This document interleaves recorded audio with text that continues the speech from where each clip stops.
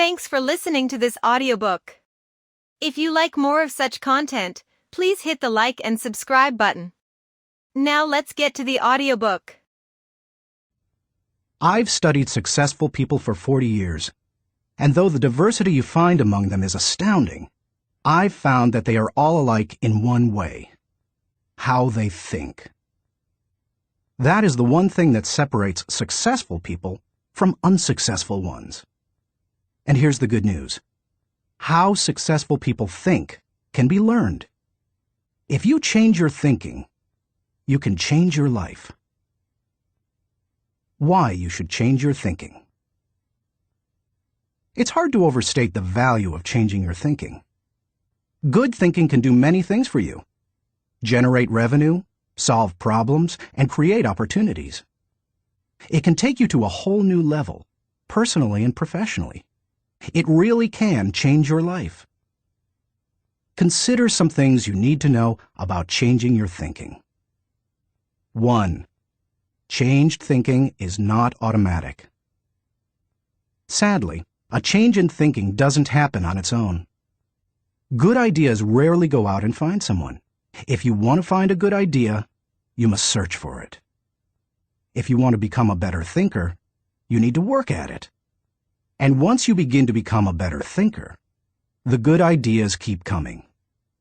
In fact, the amount of good thinking you can do at any time depends primarily on the amount of good thinking you are already doing. 2. Changed thinking is difficult. When you hear someone say, "Now this is just off the top of my head," expect dandruff. The only people who believe thinking is easy are those who don't habitually engage in it. Nobel Prize-winning physicist Albert Einstein, one of the best thinkers who ever lived, asserted, "Thinking is hard work. That's why so few do it." Because thinking is so difficult, you want to use anything you can to help you improve the process. 3. Changed thinking is worth the investment. Author Napoleon Hill observed, "More gold has been mined from the thoughts of man than has ever been taken from the earth." When you take the time to learn how to change your thinking and become a better thinker, you are investing in yourself. Gold mines tap out. Stock markets crash. Real estate investments can go sour, but a human mind with the ability to think well is like a diamond mine that never runs out. It's priceless. How to become a better thinker. Do you want to master the process of good thinking? Do you want to be a better thinker tomorrow than you are today? Then you need to engage in an ongoing process that improves your thinking. I recommend you do the following. 1. Expose yourself to good input. Good thinkers always prime the pump of ideas. They always look for things to get the thinking process started, because what you put in always impacts what comes out. Read books, review trade magazines, listen to tapes, and spend time with good thinkers. And when something intrigues you, whether it's someone else's idea or the seed of an idea that you've come up with yourself, keep it in front of you. Put it in writing and keep it somewhere in your favorite thinking place to stimulate your thinking. 2. Expose yourself to good thinkers. Spend time with the right people. As I worked on this section and bounced my ideas off of some key people so that my thoughts would be stretched, I realized something about myself. All of the people in my life whom I consider to be close friends or colleagues are thinkers. Now, I love all people. I try to be kind to everyone I meet, and I desire to add value to as many people as I can through conferences, books, audio lessons, etc. But the people I seek out and choose to spend time with all challenge me with their thinking and their actions. They are constantly trying to grow and learn. That's true of my wife Margaret, my close friends, and the executives who run my companies. Every one of them is a good thinker. The writer of Proverbs observed that sharp people sharpen one another, just as iron sharpens iron. If you want to be a sharp thinker, be around sharp people. 3.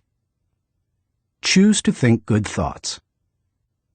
To become a good thinker, you must become intentional about the thinking process.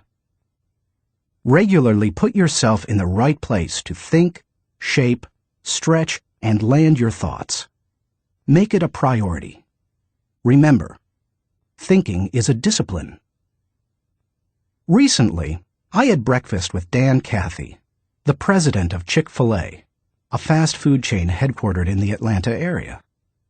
I told him that I was working on this book, and I asked him if he made thinking time a high priority.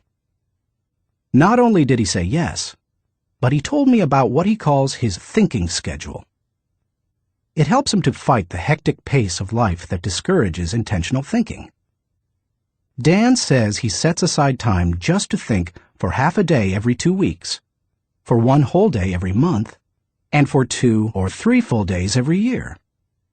Dan explains, "This helps me keep the main thing, since I am so easily distracted." You may want to do something similar, or you can develop a schedule and method of your own. No matter what you choose to do, go to your thinking place, take paper and pen, and make sure you capture your ideas in writing.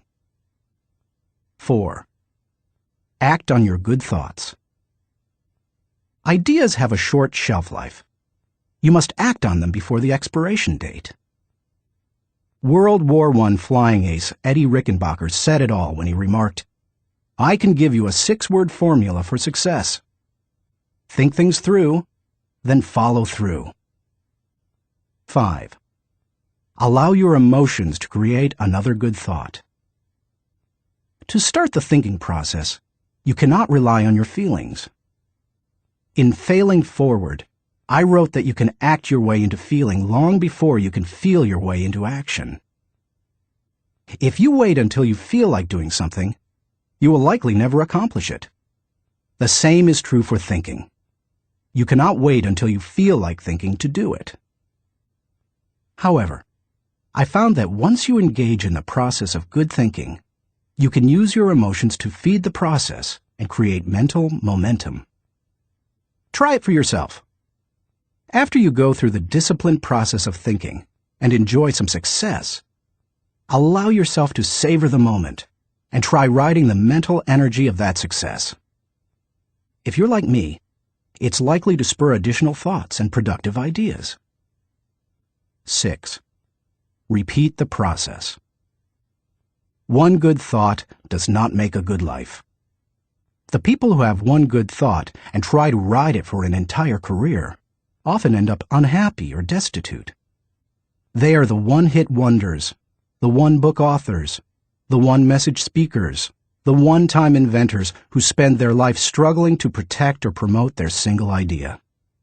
Success comes to those who have an entire mountain of gold that they continually mine, not those who find one nugget and try to live on it for 50 years. To become someone who can mine a lot of gold, you need to keep repeating the process of good thinking. Putting yourself in the right place to think. Becoming a good thinker isn't overly complicated. It's a discipline. If you do the 6 things I have outlined, you will set yourself up for a lifestyle of better thinking. But what do you do to come up with specific ideas on a day-to-day basis? I want to teach you the process that I've used to discover and develop good thoughts. It's certainly not the only one that works, but it has worked well for me. 1. Find a place to think your thoughts. If you go to your designated place to think, expecting to generate good thoughts, then eventually you will come up with some. Where is the best place to think? Everybody's different. Some people think best in the shower. Others, like my friend Dick Biggs, like to go to a park. For me, the best places to think are in my car, on planes, and in the spa. Ideas come to me in other places as well, such as when I'm in bed. I keep a special lighted writing pad on my nightstand for such times. I believe I often get thoughts because I make it a habit to frequently go to my thinking places. If you want to consistently generate ideas, you need to do the same thing. Find a place where you can think and plan to capture your thoughts on paper so that you don't lose them. When I found a place to think my thoughts found a place in me. 2. Find a place to shape your thoughts. Rarely do ideas come fully formed and completely worked out. Most of the time, they need to be shaped until they have substance. As my friend Dan Ryland says, they have to stand the test of clarity and questioning. During the shaping time, you want to hold an idea up to strong scrutiny. Many times a thought that seemed outstanding late at night looks pretty silly in the light of day. Ask questions about your ideas. Fine-tune them. One of the best ways to do that is to put your thoughts in writing. Professor, college president, and U.S. Senator S.I. Hayakawa wrote, "Learning to write is learning to think. You don't know anything clearly unless you can state it in writing." As you shape your thoughts, you find out whether an idea has potential. You learn what you have. You also learn some things about yourself. The shaping time thrills me because it embodies humor. The thoughts that don't work often provide comic relief. Humility. The moments when I connect with God awe me. Excitement. I love to play out an idea mentally. I call it futuring it. Creativity. In these moments, I am unhampered by reality. Fulfillment. God made me for this process. It uses my greatest gifts and gives me joy. Honesty. As I turn over an idea in my mind, I discover my true motives. Passion. When you shape a thought, you find out what you believe and what really counts. Change. Most of the changes I have made in my life resulted from thorough thinking on a subject. You can shape your thoughts almost anywhere. Just find a place that works for you, where you will be able to write things down, focus your attention without interruptions, and ask questions about your ideas. 3. Find a place to stretch your thoughts. If you come upon great thoughts and spend time mentally shaping them, don't think you're done and can stop there. If you do, you will miss some of the most valuable aspects of the thinking process. You miss bringing others in and expanding ideas to their greatest potential. Earlier in my life, I have to admit, I was often guilty of this error. I wanted to take an idea from seed thought to solution before sharing it with anyone, even the people it would most impact. I did this both at work and at home. But over the years, I have learned that you can go much farther with a team than you can go alone. I've found a kind of formula that can help you stretch your thoughts. It says, the right thought plus the right people in the right environment at the right time for the right reason equals the right result. This combination is hard to beat. Like every person, every thought has the potential to become something great. When you find a place to stretch your thoughts, you find that potential. 4. Find a place to land your thoughts. Author C.D. Jackson observes that great ideas need landing gear as well as wings. Any idea that remains only an idea doesn't make a great impact. The real power of an idea comes when it goes from abstraction to application. Think about Einstein's theory of relativity. When he published his theories in 1905 and 1916, they were merely profound ideas. Their real power came with the development of the nuclear reactor in 1942 and the nuclear bomb in 1945. When scientists developed and implemented Einstein's ideas, the whole world changed. Likewise, if you want your thoughts to make an impact, You need to land them with others so that they can someday be implemented. As you plan for the application phase of the thinking process, land your ideas first with yourself. Landing an idea with yourself will give you integrity. People will buy into an idea only after they buy into the leader who communicates it. Before teaching any lesson, I ask myself 3 questions. Do I believe it? Do I live it? Do I believe others should live it? If I can't answer yes to all 3 questions, then I haven't landed it. Key players.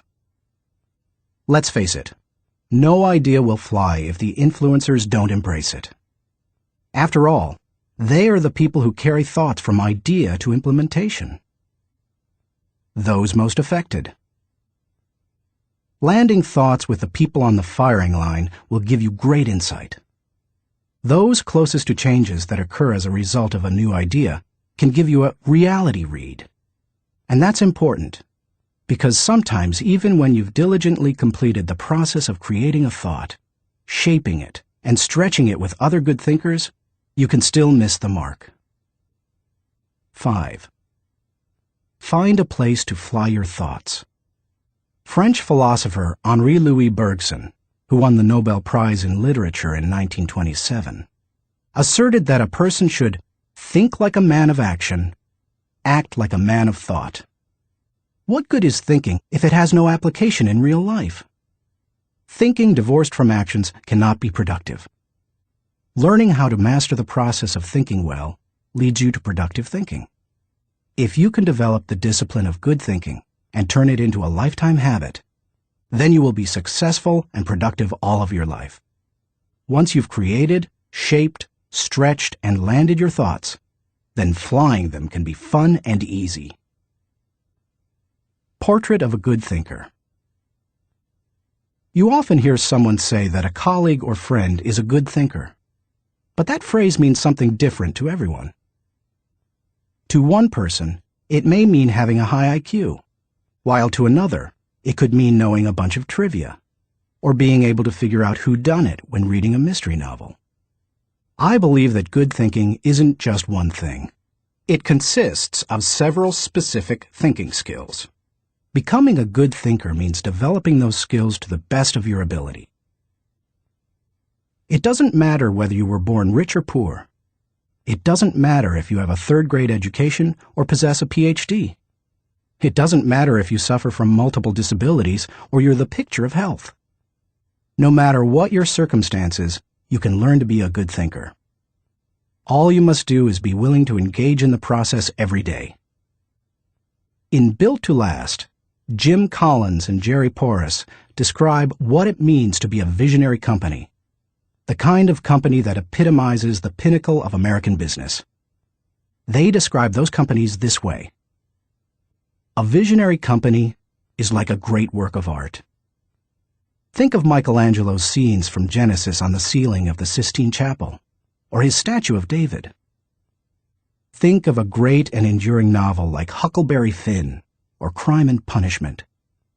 Think of Beethoven's Ninth Symphony or Shakespeare's Henry V.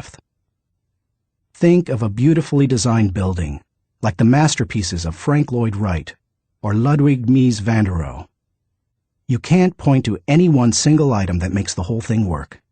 It's the entire work, all the pieces working together to create an overall effect that leads to enduring greatness. Good thinking is similar.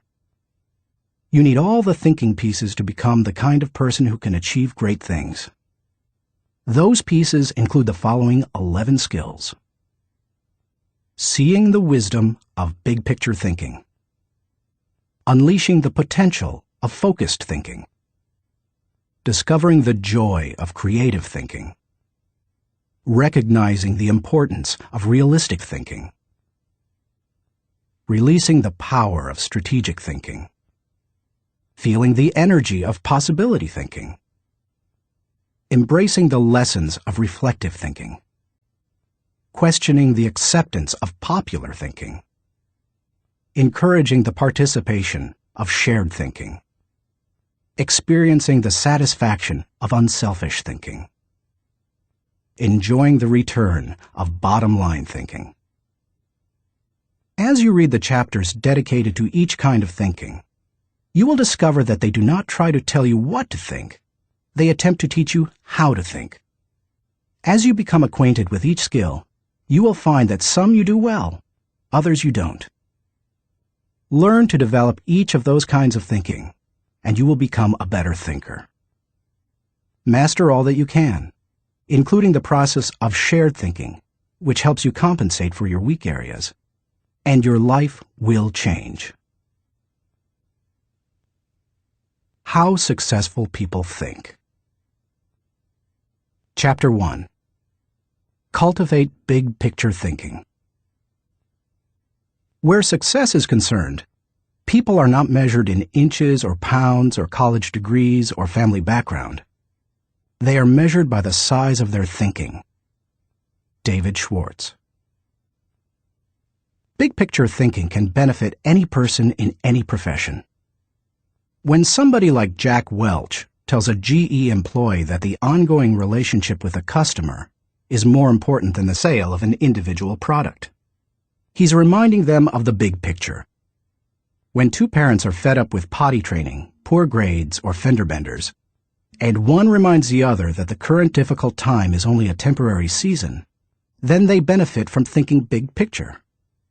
Real estate developer Donald Trump quipped, "You have to think anyway, so why not think big?" Big picture thinking brings wholeness and maturity to a person's thinking. It brings perspective. It's like making the frame of a picture bigger, in the process expanding not only what you can see, but what you are able to do. Spend time with big picture thinkers, and you will find that they learn continually. Big picture thinkers are never satisfied with what they already know. They are always visiting new places, reading new books, meeting new people, learning new skills. And because of that practice, they often are able to connect the unconnected. They are lifelong learners. To help me maintain a learner's attitude, I spend a few moments every morning thinking about my learning opportunities for the day. As I review my calendar and to-do list, knowing whom I will meet that day, what I will read, which meetings I will attend, I note where I am most likely to learn something. Then I mentally cue myself to look attentively for something that will improve me in that situation. If you desire to keep learning, I want to encourage you to examine your day and look for opportunities to learn. Listen intentionally. An excellent way to broaden your experience is to listen to someone who has expertise in an area where you don't. I search for such opportunities. One year I spoke to about 900 coaches and scouts at the Senior Bowl, where graduating football players participate in their last college game. I had the opportunity, along with my son-in-law Steve Miller, to have dinner with NFL head coaches Dave Wanstead and Butch Davis. It's not often that you get such an opportunity, so I asked them questions about teamwork and spent a lot of time listening to them. At the end of the evening, as Steve and I were walking to our car, he said to me, "John, I bet you asked those coaches 100 questions tonight." "If I'm going to learn and grow," I replied, "I must know what questions to ask and know how to apply the answers to my life." Listening has taught me a lot more than talking. When you meet with people, it's good to have an agenda so that you can learn. It's a great way to partner with people who can do things you can't. Big picture thinkers recognize that they don't know lots of things. They frequently ask penetrating questions to enlarge their understanding and thinking. If you want to become a better big picture thinker, then become a good listener. Look expansively. Writer Henry David Thoreau wrote, "Many an object is not seen, though it falls within the range of our visual ray, because it does not come within the range of our intellectual ray." Human beings habitually see their own world first. For example, when people arrive at a leadership conference put on by my company, Enjoy, they want to know where they're going to park. whether they will be able to get a good and comfortable seat, whether the speaker will be on, and if the breaks will be spaced right. When I arrive to speak at the same conference, I want to know that the lighting is good, the sound equipment is operating effectively, whether the speaker's platform will be close enough to the people, etc. Who you are determines what you see and how you think. Big picture thinkers realize there is a world out there besides their own, and they make an effort to get outside of themselves and see other people's worlds through their eyes. It's hard to see the picture while inside the frame. To see how others see, you must first find out how they think. Becoming a good listener certainly helps with that. So does getting over your personal agenda and trying to take the other person's perspective. Live completely. French essayist Michel de Montaigne wrote, "The value of life lies not in the length of days, but in the use we make of them. A man may live long, yet live very little. The truth is that you can spend your life any way you want, but you can spend it only once." Becoming a big picture thinker can help you to live with wholeness, to live a very fulfilling life. People who see the big picture expand their experience because they expand their world. As a result, they accomplish more than narrow-minded people. And they experience fewer unwanted surprises, too, because they are more likely to see the many components involved in any given situation: issues, people, relationships, timing, and values. They are also, therefore, usually more tolerant of other people and their thinking. Why you should receive the wisdom of big-picture thinking. Intuitively, you probably recognize big-picture thinking as beneficial. Few people want to be closed-minded. No one sets out to be that way. But just in case you're not completely convinced, consider several specific reasons why you should make the effort to become a better big-picture thinker. 1. Big-picture thinking allows you to lead. You can find many big-picture thinkers who aren't leaders, but you will find few leaders who are not big-picture thinkers. Leaders must be able to do many important things for their people. See the vision before their people do. They also see more of it. This allows them to size up situations, taking into account many variables. Leaders who see the big picture discern possibilities as well as problems to form a foundation to build the vision. Once leaders have done that, they can sketch a picture of where the team is going, including any potential challenges or obstacles. The goal of leaders shouldn't be merely to make their people feel good, but to help them be good and accomplish the dream. The vision, shown accurately, will allow leaders to show how the future connects with the past to make the journey more meaningful. When leaders recognize this need for connection and bridge it, then they can seize the moment when the timing is right. In leadership, when to move is as important as what you do. As Winston Churchill said, there comes a special moment in everyone's life, a moment for which that person was born.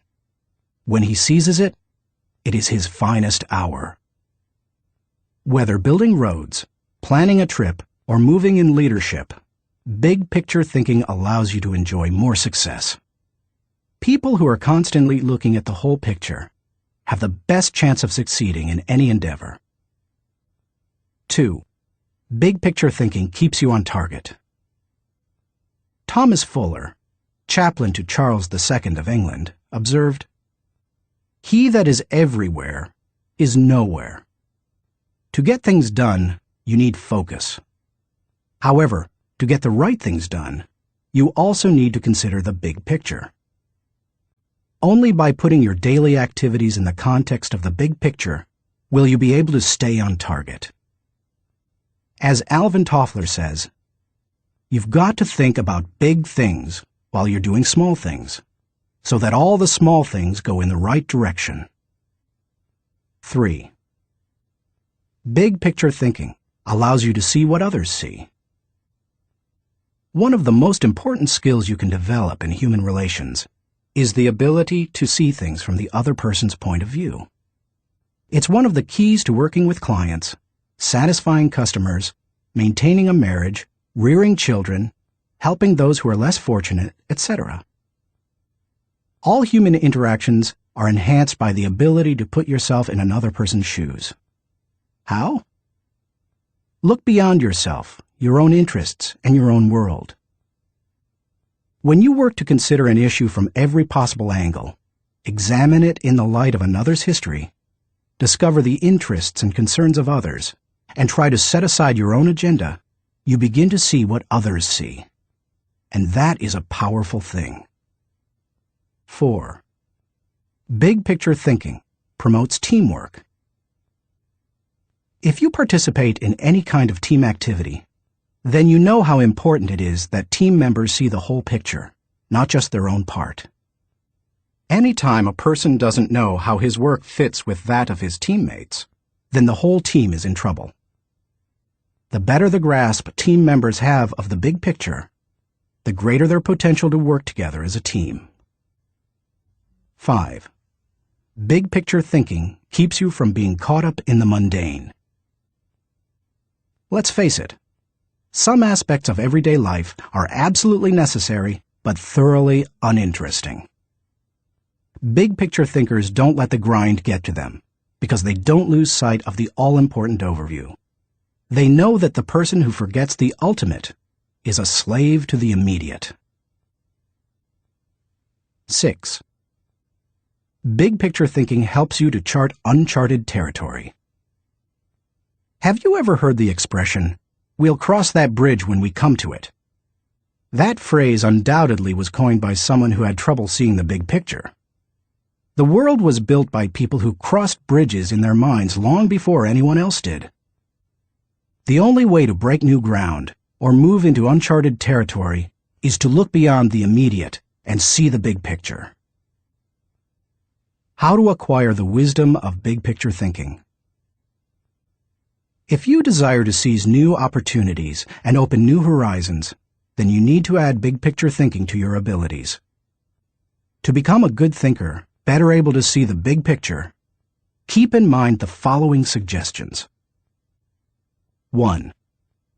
Don't strive for certainty. Big picture thinkers are comfortable with ambiguity. They don't try to force every observation or piece of data into pre-formulated mental cubbyholes. They think broadly and can juggle many seemingly contradictory thoughts in their minds. If you want to cultivate the ability to think big picture, then you must get used to embracing and dealing with complex and diverse ideas. 2. Learn from every experience. Big picture thinkers broaden their outlook by striving to learn from every experience. They don't rest on their successes, they learn from them. More importantly, they learn from their failures. They can do that because they remain teachable. Varied experiences, both positive and negative, help you see the big picture. The greater the variety of experience and success, the more potential to learn you have. If you desire to be a big picture thinker, then get out there and try a lot of things. Take a lot of chances, and take time to learn after every victory or defeat. 3. Gain insight from a variety of people. Big picture thinkers learn from their experiences, but they also learn from experiences they don't have. That is, they learn by receiving insight from others, from customers, employees, colleagues, and leaders. If you desire to broaden your thinking and see more of the big picture, then seek out counselors to help you. But be wise in whom you ask for advice.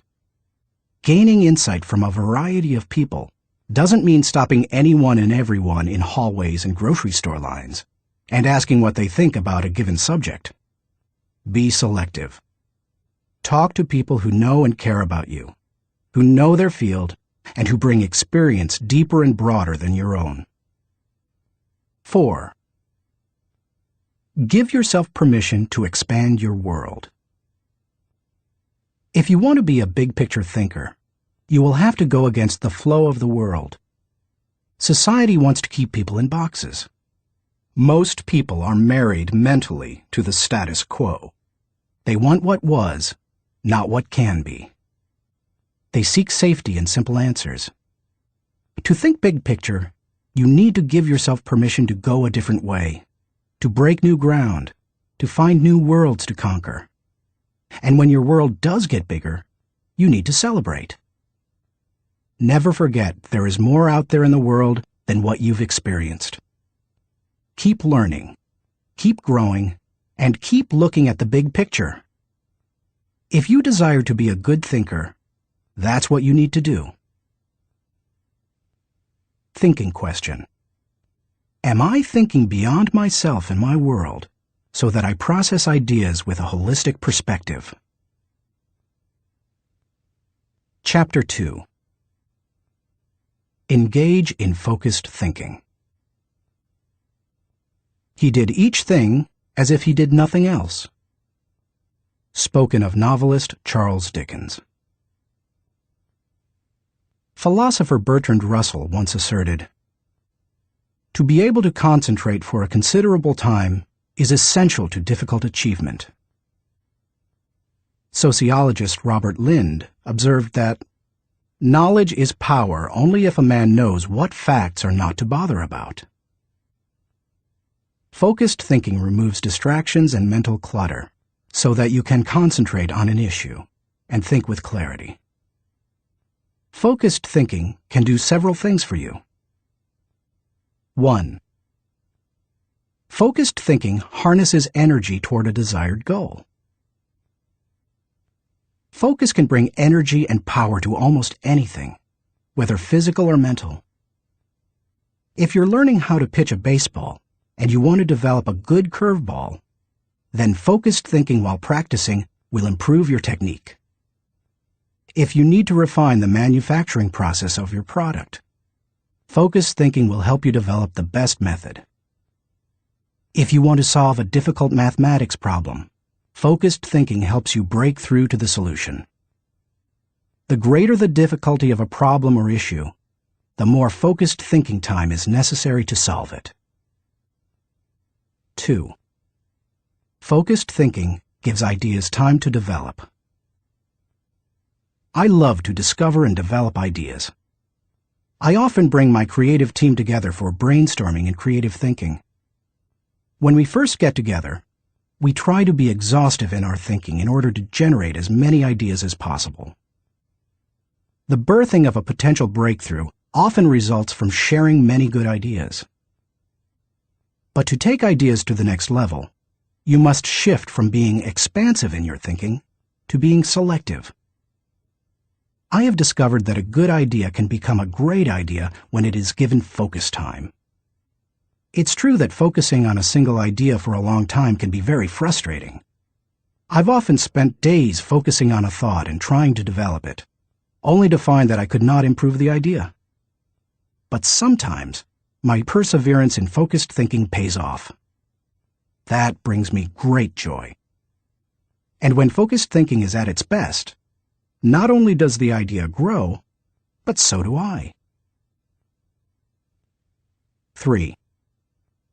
Focused thinking brings clarity to the target. I consider golf one of my favorite hobbies. It's a wonderfully challenging game. I like it because the objectives are so clear. Professor William Mobley of the University of South Carolina made the following observation about golf. One of the most important things about golf is the presence of clear goals. You see the pins, you know the par. It's neither too easy nor unattainable. You know your average score, and there are competitive goals. Competitive with par, with yourself, and others. These goals give you something to shoot at. In work, as in golf, goals motivate. One time on the golf course, I followed a golfer who neglected to put the pin back in the hole after he putted. Because I could not see my target, I couldn't focus properly. My focus quickly turned to frustration, and to poor play. To be a good golfer, a person needs to focus on a clear target. The same is true in thinking. Focus helps you to know the goal and to achieve it. 4. Focused thinking will take you to the next level. No one achieves greatness by becoming a generalist. You don't hone a skill by diluting your attention to its development. The only way to get to the next level is to focus. No matter whether your goal is to increase your level of play, sharpen your business plan, improve your bottom line, develop your subordinates, or solve personal problems, you need to focus. Author Harry A. Overstreet observed, "The immature mind hops from one thing to another. The mature mind seeks to follow through." Where should you focus your thinking? Does every area of your life deserve dedicated, focused thinking time? Of course, the answer is no. Be selective, not exhaustive, in your focused thinking. For me, that means dedicating in-depth thinking time to 4 areas: leadership, creativity, communication, and intentional networking. Your choices will probably differ from mine. Here are a few suggestions to help you figure them out. Identify your priorities.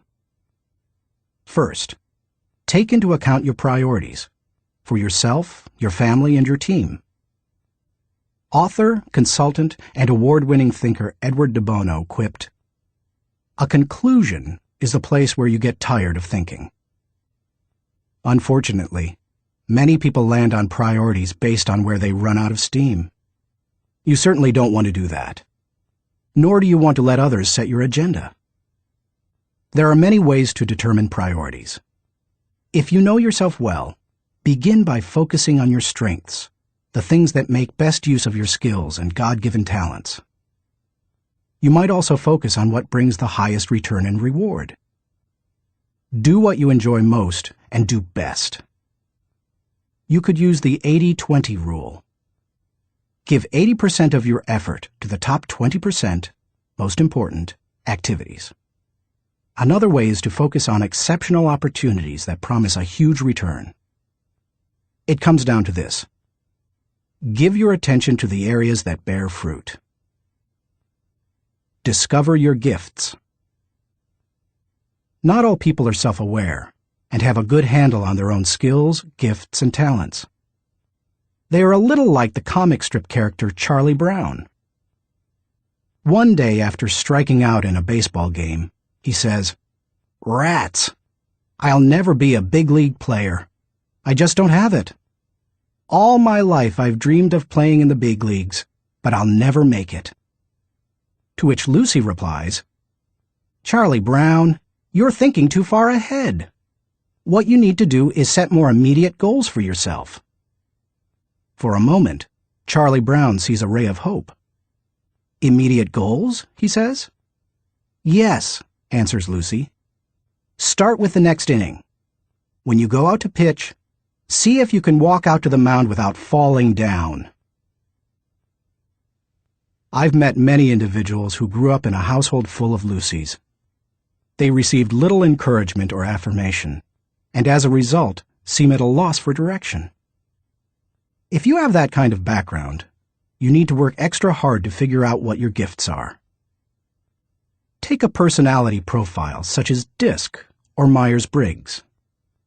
Interview positive friends and family members to see where they think you shine.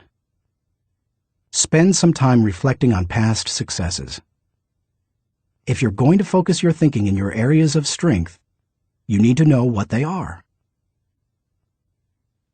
Develop your dream. If you want to achieve great things, you need to have a great dream.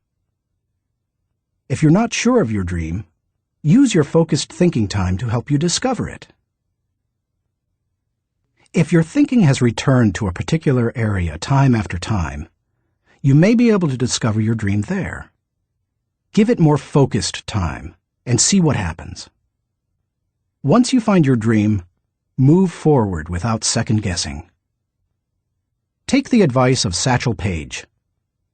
Don't look back. Something might be gaining on you. The younger you are, the more likely you will give your attention to many things. That's good, because if you're young, you're still getting to know yourself, your strengths and weaknesses. If you focus your thinking on only one thing and your aspirations change, then you've wasted your best mental energy. As you get older and more experienced, the need to focus becomes more critical. The farther and higher you go, the more focused you can be, and need to be. How can you stay focused? Once you have a handle on what you should think about, you must decide how to better focus on it. Here are 5 suggestions to help you with the process. 1. Remove distractions. Removing distractions is no small matter in our current culture, but it's critical. How do you do it? First, by maintaining the discipline of practicing your priorities.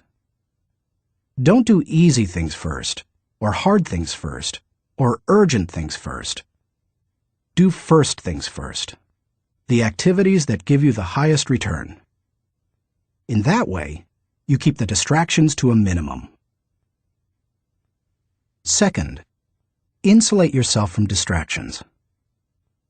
I've found that I need blocks of time to think without interruptions. I've mastered the art of making myself unavailable when necessary and going off to my thinking place so that I can work without interruptions.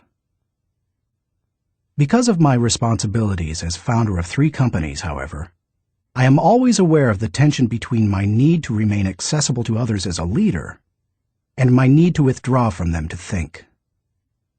The best way to resolve the tension is to understand the value of both activities. Walking slowly through the crowd allows me to connect with people and know their needs. Withdrawing from the crowd allows me to think of ways to add value to them. My advice to you is to place value on and give attention to both. If you naturally withdraw, then make sure to get out among people more often. If you're always on the go and rarely withdraw for thinking time, then remove yourself periodically so that you can unleash the potential of focused thinking. And wherever you are, be there. 2. Make time for focused thinking. Once you have a place to think, you need the time to think. Because of the fast pace of our culture, people tend to multitask, but that's not always a good idea. Switching from task to task can cost you up to 40% efficiency. According to researchers, if you're trying to accomplish many things at the same time, you'll get more done by focusing on one task at a time, not by switching constantly from one task to another. Years ago, I realized that my best thinking time occurs in the morning. Whenever possible, I reserve my mornings for thinking and writing. One way to gain time for focused thinking is to impose upon yourself a rule that one company implemented. Don't allow yourself to look at email until after 10 a.m. Instead, focus your energies on your number 1 priority. Put non-productive time wasters on hold so that you can create thinking time for yourself. 3. Keep items of focus before you. Ralph Waldo Emerson, the great transcendental thinker, believed, concentration is the secret of strength in politics, in war, in trade, in short, in all management of human affairs. To help me concentrate on the things that matter, I work to keep important items before me. One way is to ask my assistant, Linda Eggers, to keep bringing it up, asking me about it, giving me additional information in reference to it. I'll also keep a file or page on my desk so that I see it every day as I work. That strategy has successfully helped me for 30 years to stimulate and sharpen ideas. If you've never done it, I recommend that you try it. I'll tell you more about it in the section on reflective thinking. 4. Set goals. I believe goals are important. The mind will not focus until it has clear objectives. But the purpose of goals is to focus your attention and give you direction, not to identify a final destination.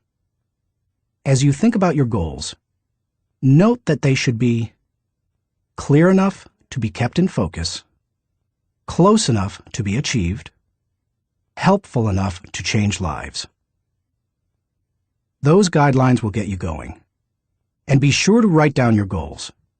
If they're not written, I can almost guarantee that they're not focused enough.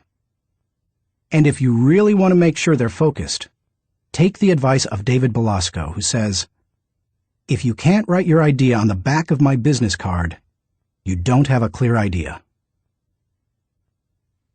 Even if you look back years from now and think your goals were too small, they will have served their purpose if they provide you with direction. 5. Question your progress. Take a good look at yourself from time to time to see whether you are actually making progress. That is the most accurate measure of whether you are making the best use of focused thinking. Ask yourself, am I seeing a return for my investment of focused thinking time? Is what I am doing getting me closer to my goals? Am I headed in a direction that helps me to fulfill my commitments, maintain my priorities, and realize my dreams? What are you giving up to go up? No one can go to the highest level and remain a generalist. My dad used to say, "Find the one thing you do well and don't do anything else."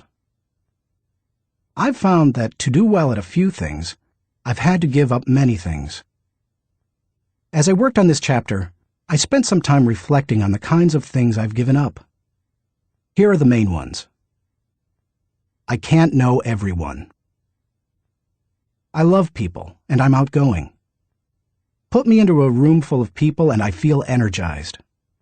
So it goes against my grain to restrict myself from spending time with lots of people. To compensate for that, I've done a couple of things. First, I've chosen a strong inner circle of people. They not only provide tremendous professional help, but they also make life's journey much more pleasant. Second, I ask certain friends to catch me up on what's happening in the lives of other friends. I usually do that when I'm traveling and can't block out the time I would need for focused thinking. I can't do everything. There are only a few exceptional opportunities in any person's lifetime. That's why I strive for excellence in a few things, rather than a good performance in many. That's cost me. Because of my workload, I also have to skip doing many things that I would love to do. For example, every week I hand off projects that I think would be fun to do myself. I practice the 10-80-10 principle with the people to whom I'm delegating a task. I help with the first 10% by casting vision, laying down parameters, providing resources, and giving encouragement. Then, once they've done the middle 80%, I come alongside them again and help them take whatever it is the rest of the way, if I can. I call it putting the cherry on top. I can't go everywhere. Every conference speaker and author has to travel a lot. Before I began doing much speaking, that seemed like a glamorous life. But after logging several million miles, I know what kind of a toll it can take. Ironically, I still love traveling for pleasure with my wife Margaret. It's one of our great joys. She and I could take 10 vacations a year and enjoy every one of them. Yet we can't because so much of my time is consumed doing what I was called to do: help people to grow personally and to develop as leaders. I can't be well-rounded. Being focused also keeps me from being well-rounded. I tell people, 99% of everything in life I don't need to know about. I try to focus on the 1% that gives me the highest return. And of the remaining 99, Margaret keeps me aware of whatever I need to know. It's one of the ways I keep from getting totally out of balance in my life. Being willing to give up some of the things you love in order to focus on what has the greatest impact isn't an easy lesson to learn. But the earlier you embrace it, the sooner you can dedicate yourself to excellence in what matters most. Thinking question. Am I dedicated to removing distractions and mental clutter so that I can concentrate with clarity on the real issue? Chapter 3. Harness Creative Thinking. The joy is in creating, not maintaining. Vince Lombardi, NFL Hall of Fame coach. Creativity is pure gold, no matter what you do for a living. Annette Moser-Wellman, author of The 5 Faces of Genius, asserts, "The most valuable resource you bring to your work and to your firm is your creativity. More than what you get done, more than the role you play, more than your title, more than your output, it's your ideas that matter." Despite the importance of a person's ability to think with creativity, few people seem to possess the skill in abundance. If you're not as creative as you would like to be, you can change your way of thinking. Creative thinking isn't necessarily original thinking. In fact, I think people mythologize original thought. Most often, creative thinking is a composite of other thoughts discovered along the way. Even the great artists, whom we consider highly original, learned from their masters, modeled their work on that of others, and brought together a host of ideas and styles to create their own work. Study art, and you will see threads that run through the work of all artists and artistic movements, connecting them to other artists who went before them. Characteristics of creative thinkers. Perhaps you're not even sure what I mean when I ask whether you are a creative thinker. Consider some characteristics that creative thinkers have in common. Creative thinkers value ideas. Annette Moser-Wellman observes, "Highly creative people are dedicated to ideas. They don't rely on their talent alone. They rely on their discipline. Their imagination is like a second skin. They know how to manipulate it to its fullest." Creativity is about having ideas, lots of them. You will have ideas only if you value ideas. Creative thinkers explore options. I've yet to meet a creative thinker who didn't love options. Exploring a multitude of possibilities helps to stimulate the imagination, and imagination is crucial to creativity. As Albert Einstein put it, imagination is more important than knowledge. People who know me well will tell you that I place a very high value on options. Why? Because they provide the key to finding the best answer, not the only answer. Good thinkers come up with the best answers. They create backup plans that provide them with alternatives. They enjoy freedom that others do not possess, and they will influence and lead others. Creative thinkers embrace ambiguity. Writer H.L. Mencken said, "It is the dull man who is always sure, and the sure man who is always dull." Creative people don't feel the need to stamp out uncertainty. They see all kinds of inconsistencies and gaps in life, and they often take delight in exploring those gaps, or in using their imagination to fill them in. Creative thinkers celebrate the offbeat. Creativity, by its very nature, often explores off the beaten path and goes against the grain. Diplomat and longtime president of Yale University, Kingman Brewster, said, "There is a correlation between the creative and the screwball, so we must suffer the screwball gladly." To foster creativity in yourself or others, be willing to tolerate a little oddness. Creative thinkers connect the unconnected. Because creativity utilizes the ideas of others, there's great value in being able to connect one idea to another. especially to seemingly unrelated ideas. Graphic designer Tim Hansen says, "Creativity is especially expressed in the ability to make connections, to make associations, to turn things around and express them in a new way." Creating additional thoughts is like taking a trip in your car.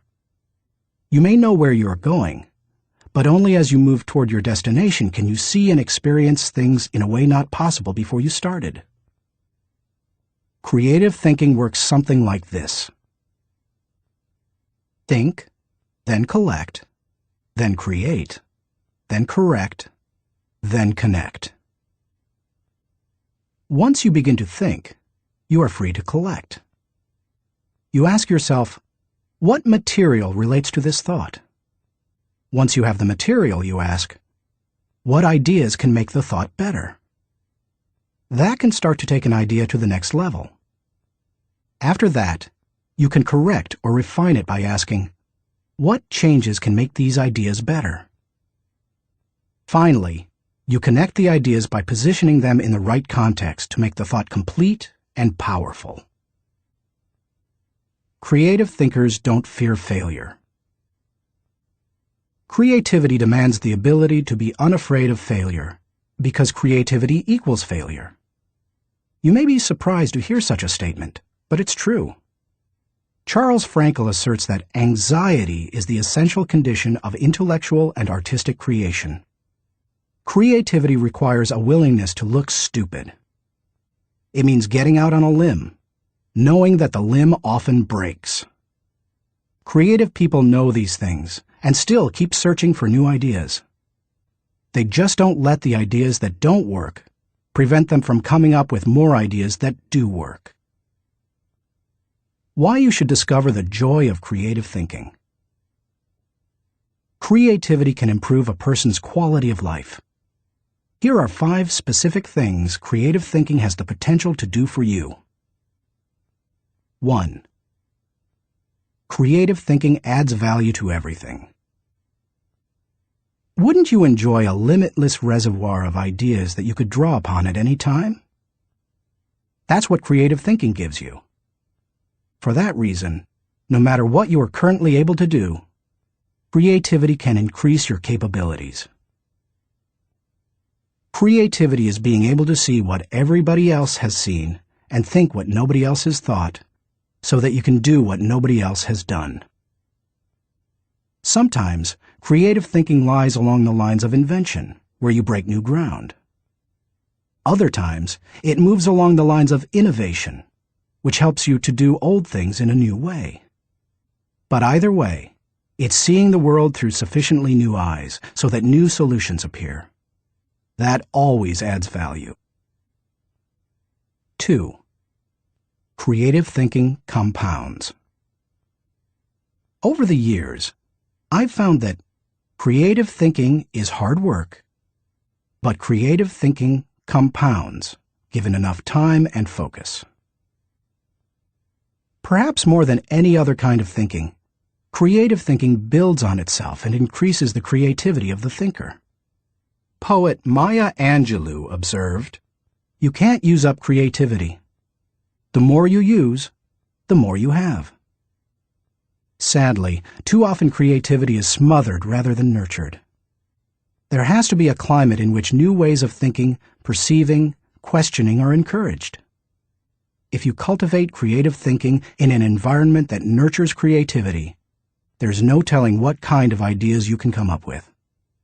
I'll talk more on that later. 3. Creative thinking draws people to you and your ideas. Creativity is intelligence having fun. People admire intelligence, and they are always attracted to fun, so the combination is fantastic. If anyone could be said to have fun with his intelligence, it was Leonardo da Vinci. The diversity of his ideas and expertise staggers the mind. He was a painter, architect, sculptor, anatomist, musician, inventor, and engineer. The term Renaissance man was coined because of him. Just as people were drawn to Da Vinci and his ideas during the Renaissance, they are drawn to creative people today. If you cultivate creativity, you will become more attractive to other people, and they will be drawn to you. 4. Creative thinking helps you learn more. Author and creativity expert Ernie Zielinski says, "Creativity is the joy of not knowing it all.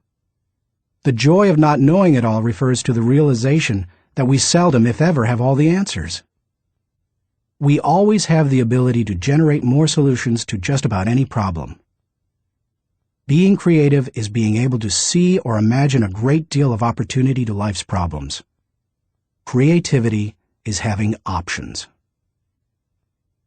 It almost seems too obvious to say, but if you are always actively seeking new ideas, you will learn. Creativity is teachability.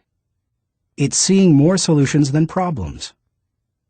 And the greater the quantity of thoughts, the greater the chance for learning something new. 5. Creative thinking challenges the status quo. If you desire to improve your world, or even your own situation, then creativity will help you. The status quo and creativity are incompatible. Creativity and innovation always walk hand in hand. How to discover the joy of creative thinking. At this point, you may be saying, "Okay, I'm convinced that creative thinking is important. But how do I find the creativity within me? How do I discover the joy of creative thought?" Here are 5 ways to do it.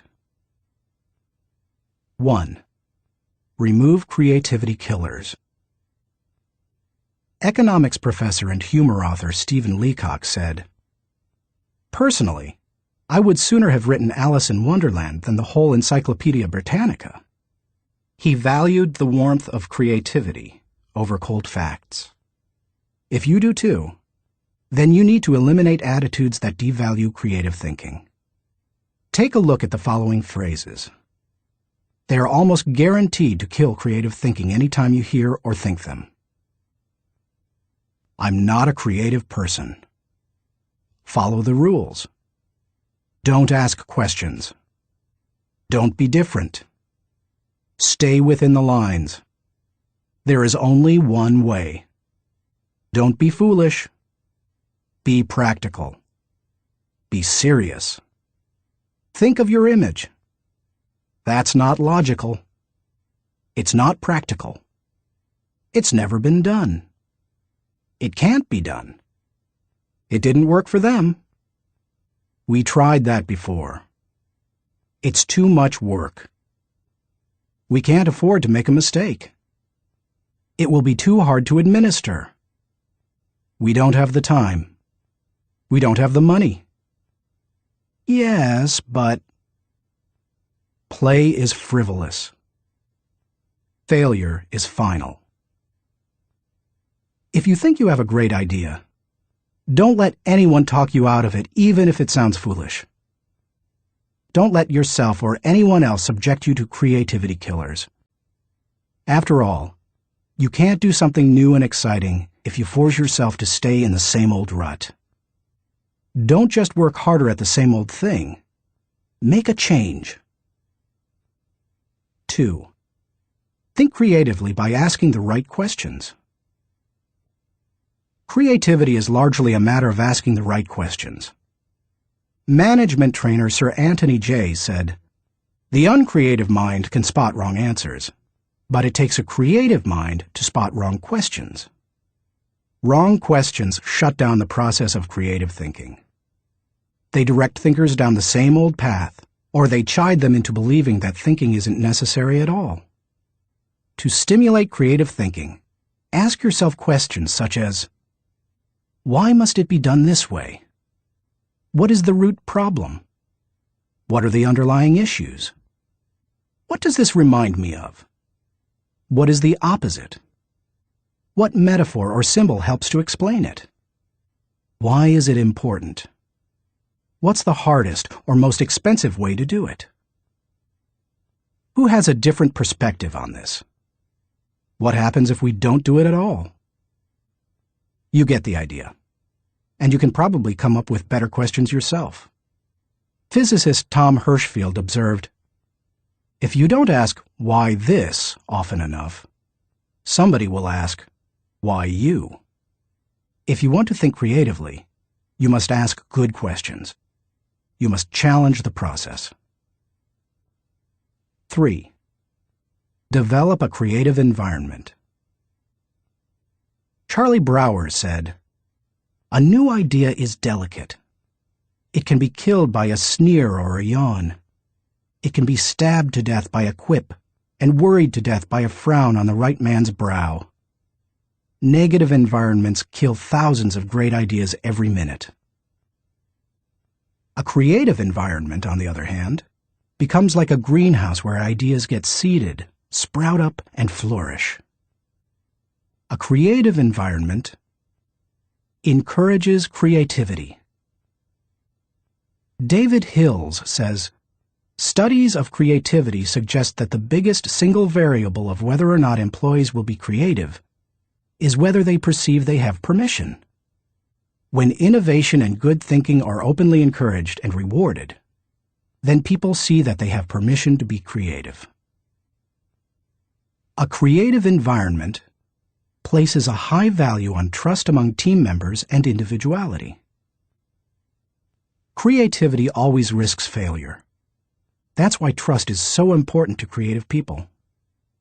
In the creative process, trust comes from people working together, from knowing that people on the team have experience launching successful, creative ideas, and from the assurance that creative ideas won't go to waste because they will be implemented.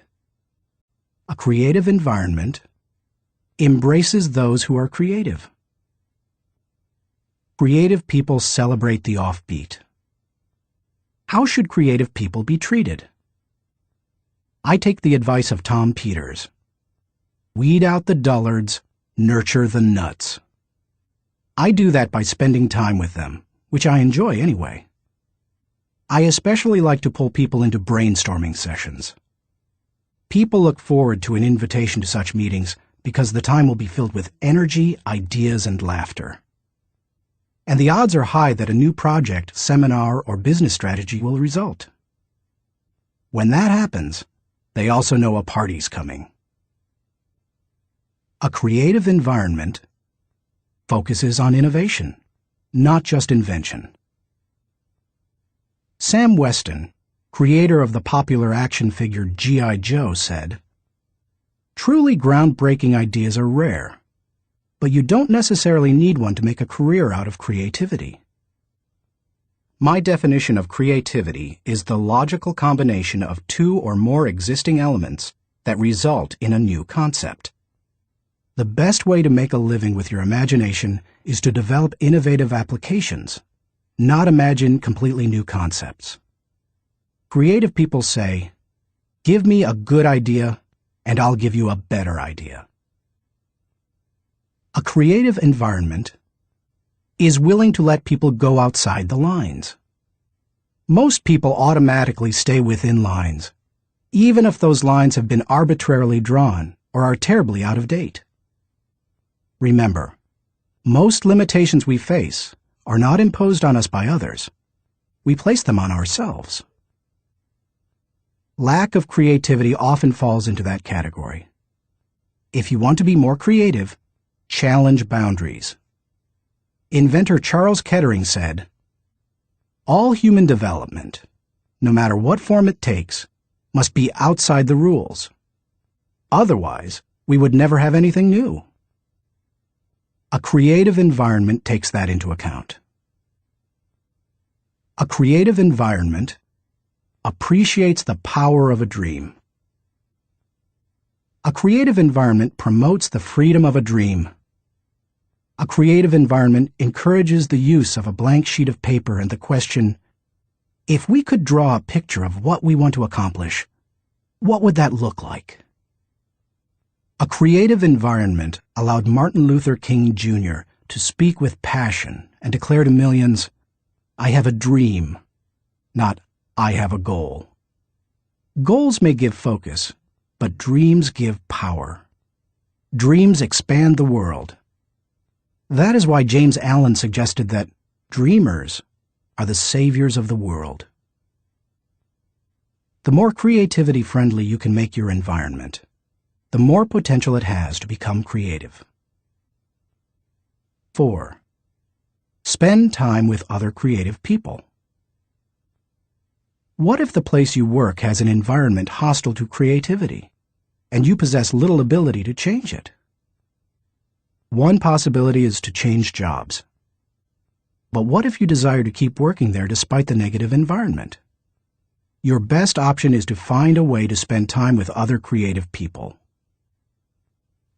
Creativity is contagious. Have you ever noticed what happens during a good brainstorming session? One person throws out an idea. Another person uses it as a springboard to discover another idea. Someone else takes it in yet another, even better direction.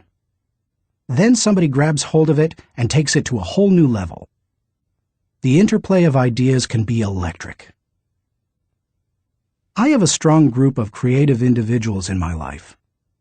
I make sure to spend regular time with them. When I leave them, I always feel energized.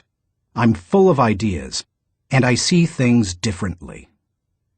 They truly are indispensable to my life. It's a fact that you begin to think like the people you spend a lot of time with. The more time you can spend with creative people, engaging in creative activities, the more creative you will become. 5. Get out of your box. Actress Katharine Hepburn remarked, "If you obey all the rules, you will miss all the fun." While I don't think it's necessary to break all the rules, many are in place to protect us, I do think it's unwise to allow self-imposed limitations to hinder us. Creative thinkers know that they must repeatedly break out of the box of their own history and personal limitations in order to experience creative breakthroughs. The most effective way to help yourself get out of the box is to expose yourself to new paradigms. One way you can do that is by traveling to new places. Explore other cultures, countries, and traditions. Find out how people very different from you live and think. Another is to read on new subjects. I'm naturally curious and love to learn, but I still have a tendency to read books only on my favorite subjects, such as leadership. I sometimes have to force myself to read books that broaden my thinking, because I know it's worth it. If you want to break out of your own box, get into somebody else's. Read broadly. Many people mistakenly believe that if individuals aren't born with creativity, they will never be creative. But you can see from the many strategies and examples I've given that creativity can be cultivated in the right supportive environment. Thinking question. Am I working to break out of my box of limitations so that I explore ideas and options to experience creative breakthroughs? Chapter 4. Employ realistic thinking. The first responsibility of a leader is to define reality. Max Dupree, Chairman of the Board of Herman Miller Incorporated. As anyone knows who's been out of school for a few years, there's usually a huge gap between a college education and the reality of the working world. Honestly, early in my career, I went out of my way to avoid too much realistic thinking because I thought it would interfere with my creative thinking. But as I've grown, I've come to realize that realistic thinking adds to my life. Reality check. Reality is the difference between what we wish and what is. It took some time for me to evolve into a realistic thinker. The process went in phases. First, I did not engage in realistic thinking at all. After a while, I realized that it was necessary, so I began to engage in it occasionally. But I didn't like it, because I thought it was too negative. And any time I could delegate it, I did. Eventually, I found that I had to engage in realistic thinking if I was going to solve problems and learn from my mistakes. And in time, I became willing to think realistically before I got in trouble and make it a continual part of my life. Today, I encourage my key leaders to think realistically. We make realistic thinking the foundation of our business because we derive certainty and security from it. Why you should recognize the importance of realistic thinking. If you're a naturally optimistic person as I am, you may not possess great desire to become a more realistic thinker. But cultivating the ability to be realistic in your thinking will not undermine your faith in people, nor will it lessen your ability to see and seize opportunities. Instead, it will add value to you in other ways. 1. Realistic thinking minimizes downside risk. Actions always have consequences. Realistic thinking helps you to determine what those consequences could be. And that's crucial, because only by recognizing and considering consequences can you plan for them. If you plan for the worst-case scenario, you can minimize the downside risk. 2. Realistic thinking gives you a target and a game plan. I've known business people who were not realistic thinkers. Here's the good news. They were very positive and had a high degree of hope for their business. Here's the bad news. Hope is not a strategy. Realistic thinking leads to excellence in leadership and management because it requires people to face reality. They begin to define their target and develop a game plan to hit it. When people engage in realistic thinking, they also begin to simplify practices and procedures, which results in better efficiency. Truthfully, in business, only a few decisions are important. Realistic thinkers understand the difference between the important decisions and those that are merely necessary in the normal course of business. The decisions that matter relate directly to your purpose. James Allen was right when he wrote, "Until thought is linked with purpose, there is no intelligent accomplishment." 3. Realistic thinking is a catalyst for change. People who rely on hope for their success rarely make change a high priority. If you have only hope, you imply that achievement and success are out of your hands. It's a matter of luck or chance. Why bother changing? Realistic thinking can dispel that kind of wrong attitude. There's nothing like staring reality in the face to make a person recognize the need for change. Change alone doesn't bring growth, but you cannot have growth without change. 4. Realistic thinking provides security. Anytime you have thought through the worst that can happen, and you have developed contingency plans to meet it, you become more confident and secure. It's reassuring to know that you are unlikely to be surprised. Disappointment is the difference between expectations and reality. Realistic thinking minimizes the difference between the two. 5. Realistic thinking gives you credibility. Realistic thinking helps people to buy into the leader and his or her vision. Leaders continually surprised by the unexpected soon lose credibility with their followers. On the other hand, leaders who think realistically and plan accordingly position their organizations to win. That gives their people confidence in them. The best leaders ask realistic questions before casting vision. They ask themselves things like, is it possible? Does this dream include everyone or just a few?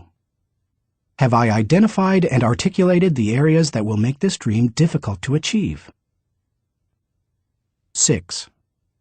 Realistic thinking provides a foundation to build on. Thomas Edison observed, "The value of a good idea is in using it." The bottom line on realistic thinking is that it helps you to make an idea usable by taking away the wish factor. Most ideas and efforts don't accomplish their intended results because they rely too much on what we wish rather than what is. You can't build a house in midair. It needs a solid foundation. Ideas and plans are the same. They need something concrete on which to build. Realistic thinking provides that solid foundation. 7. Realistic thinking is a friend to those in trouble. If creativity is what you would do if you were unafraid of the possibility of failure, then reality is dealing with failure if it does happen. Realistic thinking gives you something concrete to fall back on during times of trouble, which can be very reassuring. Certainty in the midst of uncertainty brings stability. 8. Realistic thinking brings the dream to fruition. British novelist John Galsworthy wrote, "Idealism increases in direct proportion to one's distance from the problem. If you don't get close enough to a problem, you can't tackle it. If you don't take a realistic look at your dream and what it will take to accomplish it, you will never achieve it." Realistic thinking helps to pave the way for bringing any dream to fruition. How to recognize the importance of realistic thinking. Because I'm naturally optimistic rather than realistic, I've had to take concrete steps to improve my thinking in this area. Here are 5 things I do to improve my realistic thinking. 1. Develop an appreciation for truth. I could not develop as a realistic thinker until I gained an appreciation for realistic thinking. And that means learning to look at and enjoy truth. President Harry S. Truman said, "I never give 'em hell. I just tell the truth, and they think it is hell." That's the way many people react to truth. People tend to exaggerate their success and minimize their failures or deficiencies. They live according to Ruckert's law, believing there is nothing so small that it can't be blown out of proportion. Unfortunately, many people today could be described by a quote from Winston Churchill. "Men occasionally stumble over the truth, but most pick themselves up and hurry off as if nothing has happened." More recently, television journalist Ted Koppel observed, "Our society finds truth too strong a medicine to digest undiluted. In its purest form, truth is not a polite tap on the shoulder. It is a howling reproach." In other words, the truth will set you free, but first, it will make you angry. If you want to become a realistic thinker, however, you need to get comfortable dealing with the truth and face up to it. 2. Do your homework. The process of realistic thinking begins with doing your homework. You must first get the facts. Former governor, congressman, and ambassador Chester Bowles said, "When you approach a problem, strip yourself of preconceived opinions and prejudice. Assemble and learn the facts of the situation. Make the decision which seems to you to be the most honest, and then stick to it. It doesn't matter how sound your thinking is if it's based on faulty data or assumptions. You can't think well in the absence of facts, or in the presence of poor information. You can also find out what others have done in similar circumstances. Remember, your thinking doesn't necessarily have to be original. It just has to be solid. Why not learn all you can from good thinkers who have faced similar situations in the past? Some of my best thinking has been done by others. 3. Think through the pros and cons. There's nothing like taking the time to really examine the pros and cons of an issue to give you a strong dose of reality. It rarely comes down to simply choosing the course of action with the greatest number of pros, because all pros and cons do not carry equal weight. But that's not the value of the exercise anyway. Rather, it helps you to dig into the facts, examine an issue from many angles, and really count the cost of a possible course of action. 4. Picture the worst-case scenario. The essence of realistic thinking is discovering, picturing, and examining the worst-case scenario. Ask yourself questions such as, what if sales fall short of projections? What if revenue hits rock bottom? Not an optimist's rock bottom, but real rock bottom. What if we don't win the account? What if the client doesn't pay us? What if we have to do the job shorthanded? What if our best player gets sick? What if all the colleges reject my application? What if the market goes belly up? What if the volunteers quit? What if nobody shows up? You get the idea. The point is that you need to think about worst-case possibilities, whether you are running a business, leading a department, pastoring a church, coaching a team, or planning your personal finances. Your goal isn't to be negative or to expect the worst, just to be ready for it in case it happens. That way, you give yourself the best chance for a positive result, no matter what. If you picture the worst case and examine it honestly, then you really have experienced a reality check. You're ready for anything. As you do that, take the advice of Charles Hole, who advised, "Deliberate with caution, but act with decision, and yield with graciousness, or oppose with firmness." 5. Align your thinking with your resources. One of the keys to maximizing realistic thinking is aligning your resources with your objectives. Looking at pros and cons and examining worst-case scenarios will make you aware of any gaps between what you desire and what really is. Once you know what those gaps are, you can use your resources to fill them. After all, that's what resources are for. Super Bowl, Superdome, Super Security. Our country received lessons in realistic thinking following the tragedy of September 11, 2001. The destruction of the World Trade Center buildings in New York City far surpassed any worst-case scenarios that anyone might have envisioned. In the wake of that event, we now find that we don't have the luxury of avoiding or neglecting realistic thinking. I was reminded of that on Sunday, February 3, 2002, when I attended the Super Bowl in New Orleans, Louisiana. I had been to the big game twice before to root for the home team, first San Diego and later Atlanta, and had seen both teams lose. But I had never been to a game like this. The occasion had been designated a national security special event. That meant that the U.S. Secret Service would be overseeing it.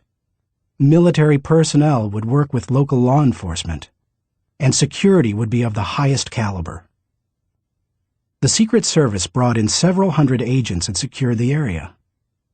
In preparation for the game, access to the Superdome was highly restricted, with intensified screening. Officials blocked off roads, closed the nearby interstate, and designated the area a no-fly zone. We arrived early at the Dome. Officials suggested fans arrive up to 5 hours ahead of game time, and we immediately saw evidence of the precautionary measures. 8-foot fences surrounded the whole area, and concrete barriers prevented unauthorized vehicles from getting close to the building. We could see sharpshooters positioned at various locations, including on the roof of some adjacent buildings. When we reached a gate, police officers and security personnel patted us down and examined everyone's belongings. After that, they directed us to go through metal detectors. Only then did they allow us into the stadium. That's all well and good, you may be saying, but what would have happened had there been a terrorist attack? The Secret Service had that covered too, because they had prepared for the worst-case scenario. Evacuation plans had been put into place, and personnel at the Superdome had been drilled to make sure everyone knew what to do in case of an emergency. New Orleans Mayor Mark Morial said the day before the Super Bowl, "We want to send a message to all visitors that New Orleans is going to be the safest place in America." We got the message. We didn't feel the least bit worried. That's what happens when leaders recognize the importance of realistic thinking. Thinking question. Am I building a solid mental foundation on facts so that I can think with certainty? Chapter 5. Utilize strategic thinking. Most people spend more time planning their summer vacation than planning their lives. Source unknown. When you hear the words strategic thinking, what comes to mind? Do visions of business plans dance in your head? Do you conjure up marketing plans, the kind that can turn a company around? Perhaps you contemplate global politics, or you recall some of history's greatest military campaigns. Hannibal crossing the Alps to surprise the Roman army, Charlemagne's conquest of Western Europe, or the Allies' D-Day invasion of Normandy. Perhaps, but strategy doesn't have to be restricted to military action, or even to business. Strategic thinking can make a positive impact on any area of life. Plan your life, live your plan. I've observed that most people try to plan their lives one day at a time. They wake up, make up their to-do list, and dive into action. Although some people aren't even that strategic. Fewer individuals plan their lives 1 week at a time. They review their calendar for the week, check their appointments, review their goals, and then get to work. They generally outachieve most of their daily planning colleagues. I try to take planning one step further. At the beginning of every month, I spend half a day working on my calendar for the next 40 days. 40 days works for me rather than just 30. That way, I get a jump on the next month and don't get surprised. I begin by reviewing my travel schedule and planning activities with my family. Then I review what projects, lessons, and other objectives I want to accomplish during those 5 to 6 weeks. Then I start blocking out days and times for thinking, writing, working, meeting with people, etc. I set times to do fun things, such as seeing a show, watching a ball game, or playing golf. I also set aside small blocks of time to compensate for the unexpected. By the time I'm done, I can tell you nearly everything I'll be doing almost hour by hour during the coming weeks. This strategy is one of the reasons I have been able to accomplish much. Why you should release the power of strategic thinking. Strategic thinking helps me to plan, to become more efficient, to maximize my strengths, and to find the most direct path toward achieving any objective. The benefits of strategic thinking are numerous. Here are a few of the reasons you should adopt it as one of your thinking tools. 1. Strategic thinking simplifies the difficult. Strategic thinking is really nothing more than planning on steroids. Spanish novelist Miguel de Cervantes said, "The man who is prepared has his battle half fought." Strategic thinking takes complex issues and long-term objectives, which can be very difficult to address, and breaks them down into manageable sizes. Anything becomes simpler when it has a plan. Strategic thinking can also help you simplify the management of everyday life. I do that by using systems, which are nothing more than good strategies repeated. I am well known among pastors and other speakers for my filing system. Writing a lesson or speech can be difficult, but because I use my system to file quotes, stories, and articles, when I need something to flesh out or illustrate a point, I simply go to one of my 1,200 files and find a good piece of material that works. Just about any difficult task can be made simpler with strategic thinking. 2. Strategic thinking prompts you to ask the right questions. Do you want to break down complex or difficult issues? Then ask questions. Strategic thinking forces you through this process. Take a look at the following questions developed by my friend Bob Beal, the author of Master Planning. Direction. What should we do next? Why? Organization. Who is responsible for what?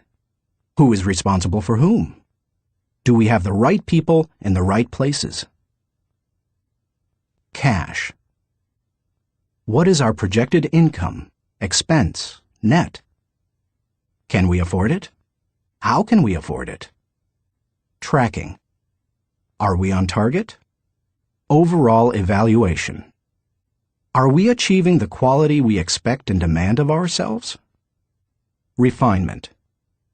How can we be more effective and more efficient, move toward the ideal? These may not be the only questions you need to ask to begin formulating a strategic plan, but they are certainly a good start. 3. Strategic thinking prompts customization. General George S. Patton observed, "Successful generals make plans to fit circumstances, but do not try to create circumstances to fit plans." All good strategic thinkers are precise in their thinking. They try to match the strategy to the problem, because strategy isn't a one-size-fits-all proposition. Sloppy or generalized thinking is an enemy of achievement. The intention to customize in strategic thinking forces a person to go beyond vague ideas and engage in specific ways to go after a task or problem. It sharpens the mind. 4. Strategic thinking prepares you today for an uncertain tomorrow. Strategic thinking is the bridge that links where you are to where you want to be. It gives direction and credibility today and increases your potential for success tomorrow. It is, as Mary Webb suggests, like saddling your dreams before you ride them. 5. Strategic thinking reduces the margin of error. Anytime you shoot from the hip or go into a totally reactive mode, you increase your margin for error. It's like a golfer stepping up to a golf ball and hitting it before lining up the shot. Misaligning a shot by just a few degrees can send the ball 100 yards off target. Strategic thinking, however, greatly reduces that margin for error. It lines up your actions with your objectives, just as lining up a shot in golf helps you to put the ball closer to the pin. The better aligned you are with your target, the better the odds that you will be going in the right direction. 6. Strategic thinking gives you influence with others.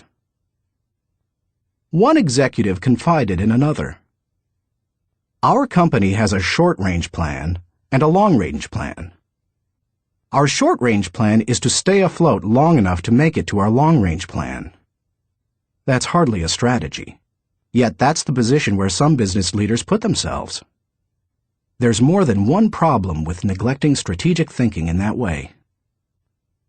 Not only does it fail to build the business, but it also loses the respect of everyone involved with the business. The one with the plan is the one with the power. It doesn't matter in what kind of activity you're involved. Employees want to follow the business leader with a good business plan. Volunteers want to join the pastor with a good ministry plan. Children want to be with the adult who has the well-thought-out vacation plan. If you practice strategic thinking, others will listen to you, and they will want to follow you. If you possess a position of leadership in an organization, strategic thinking is essential. How to release the power of strategic thinking. To become a better strategic thinker, able to formulate and implement plans that will achieve the desired objective, take the following guidelines to heart. 1. Break down the issue. The first step in strategic thinking is to break down an issue into smaller, more manageable parts, so that you can focus on them more effectively. How you do it is not as important as just doing it. You might break an issue down by function. That's what automotive innovator Henry Ford did when he created the assembly line. And that's why he said, "Nothing is particularly hard if you divide it into small jobs." How you break down an issue is up to you, whether it's by function, timetable, responsibility, purpose, or some other method. The point is that you need to break it down. Only one person in a million can juggle the whole thing in his head and think strategically to create solid, viable plans. 2. Ask why before how. When most people begin using strategic thinking to solve a problem or plan a way to meet an objective, they often make the mistake of jumping the gun and trying immediately to figure out how to accomplish it. Instead of asking how, they should first ask why. If you jump right into problem-solving mode, how are you going to know all the issues? Eugene G. Grace says, "Thousands of engineers can design bridges, calculate strains and stresses, and draw up specifications for machines. But the great engineer is the man who can tell whether the bridge or the machine should be built at all, where it should be built, and when." Asking why helps you to think about all the reasons for decisions. It helps you to open your mind to possibilities and opportunities. The size of an opportunity often determines the level of resources and effort that you must invest. Big opportunities allow for big decisions. If you jump to how too quickly, you might miss that. 3. Identify the real issues and objectives. William Feather, author of The Business of Life, said, "Before it can be solved, a problem must be clearly defined. Too many people rush to solutions, and as a result, they end up solving the wrong problem. To avoid that, ask probing questions to expose the real issues. Challenge all of your assumptions. Collect information even after you think you've identified the issue. You may still have to act with incomplete data, but you don't want to jump to a conclusion before you gather enough information to begin identifying the real issue. Begin by asking, what else could be the real issue? You should also remove any personal agenda. More than almost anything else, that can cloud your judgment. Discovering your real situation and objectives is a major part of the battle. Once the real issues are identified, the solutions are often simple. 4. Review your resources. I already mentioned how important it is to be aware of your resources, but it bears repeating. A strategy that doesn't take into account resources is doomed to failure. Take an inventory. How much time do you have? How much money? What kinds of materials, supplies, or inventory do you have? What are your other assets? What liabilities or obligations will come into play? Which people on the team can make an impact? You know your own organization and profession. Figure out what resources you have at your disposal. 5. Develop your plan. How you approach the planning process depends greatly on your profession and the size of the challenge that you're planning to tackle, so it's difficult to recommend many specifics. However, no matter how you go about planning, take this advice. Start with the obvious. When you tackle an issue or plan that way, it brings unity and consensus to the team, because everyone sees those things. Obvious elements build mental momentum and initiate creativity and intensity. The best way to create a road to the complex is to build on the fundamentals. 6. Put the right people in the right place. It's critical that you include your team as part of your strategic thinking. Before you can implement your plan, you must make sure that you have the right people in place. Even the best strategic thinking won't help if you don't take into account the people part of the equation. Look what happens if you miscalculate. Wrong person. Problems instead of potential. Wrong place. Frustration instead of fulfillment. Wrong plan. Grief instead of growth. Everything comes together, however, when you put together all three elements: the right person, the right place, and the right plan. 7. Keep repeating the process. My friend Olin Hendricks remarked, "Strategic thinking is like showering. You have to keep doing it. If you expect to solve any major problem once, you're in for disappointment." Little things such as filing or shopping systematically can be won easily through systems and personal discipline. But major issues need major strategic thinking time. What Thane Yost said is really true. The will to win is worthless if you do not have the will to prepare. If you want to be an effective strategic thinker, then you need to become a continuous strategic thinker. As I was working on this chapter, I came across an article in my local paper on the celebration of the Jewish Passover and how millions of American Jews read the order of service for their Seder, or Passover meal, from a small booklet produced by Maxwell House Coffee. For more than 70 years, the coffee company has produced the booklet, called a Haggadah, and during those years, it has distributed more than 40 million copies of it. "I remember using them all my life," said Regina Witt, who is in her 50s. So does her mother, who is almost 90. It's our tradition. I think it would be very strange not to use them. So how did Maxwell House come to supply the booklets? It was the result of strategic thinking. 80 years ago, marketing man Joseph Jacobs advised that the company could sell coffee during Passover if the product were certified kosher by a rabbi. Since 1923, Maxwell House Coffee has been certified kosher for Passover. And then Jacobs suggested that if they gave away the Haggadah booklets, they could increase sales. They've been creating the booklets and selling coffee during Passover ever since. That's what can happen when you unleash the power of strategic thinking.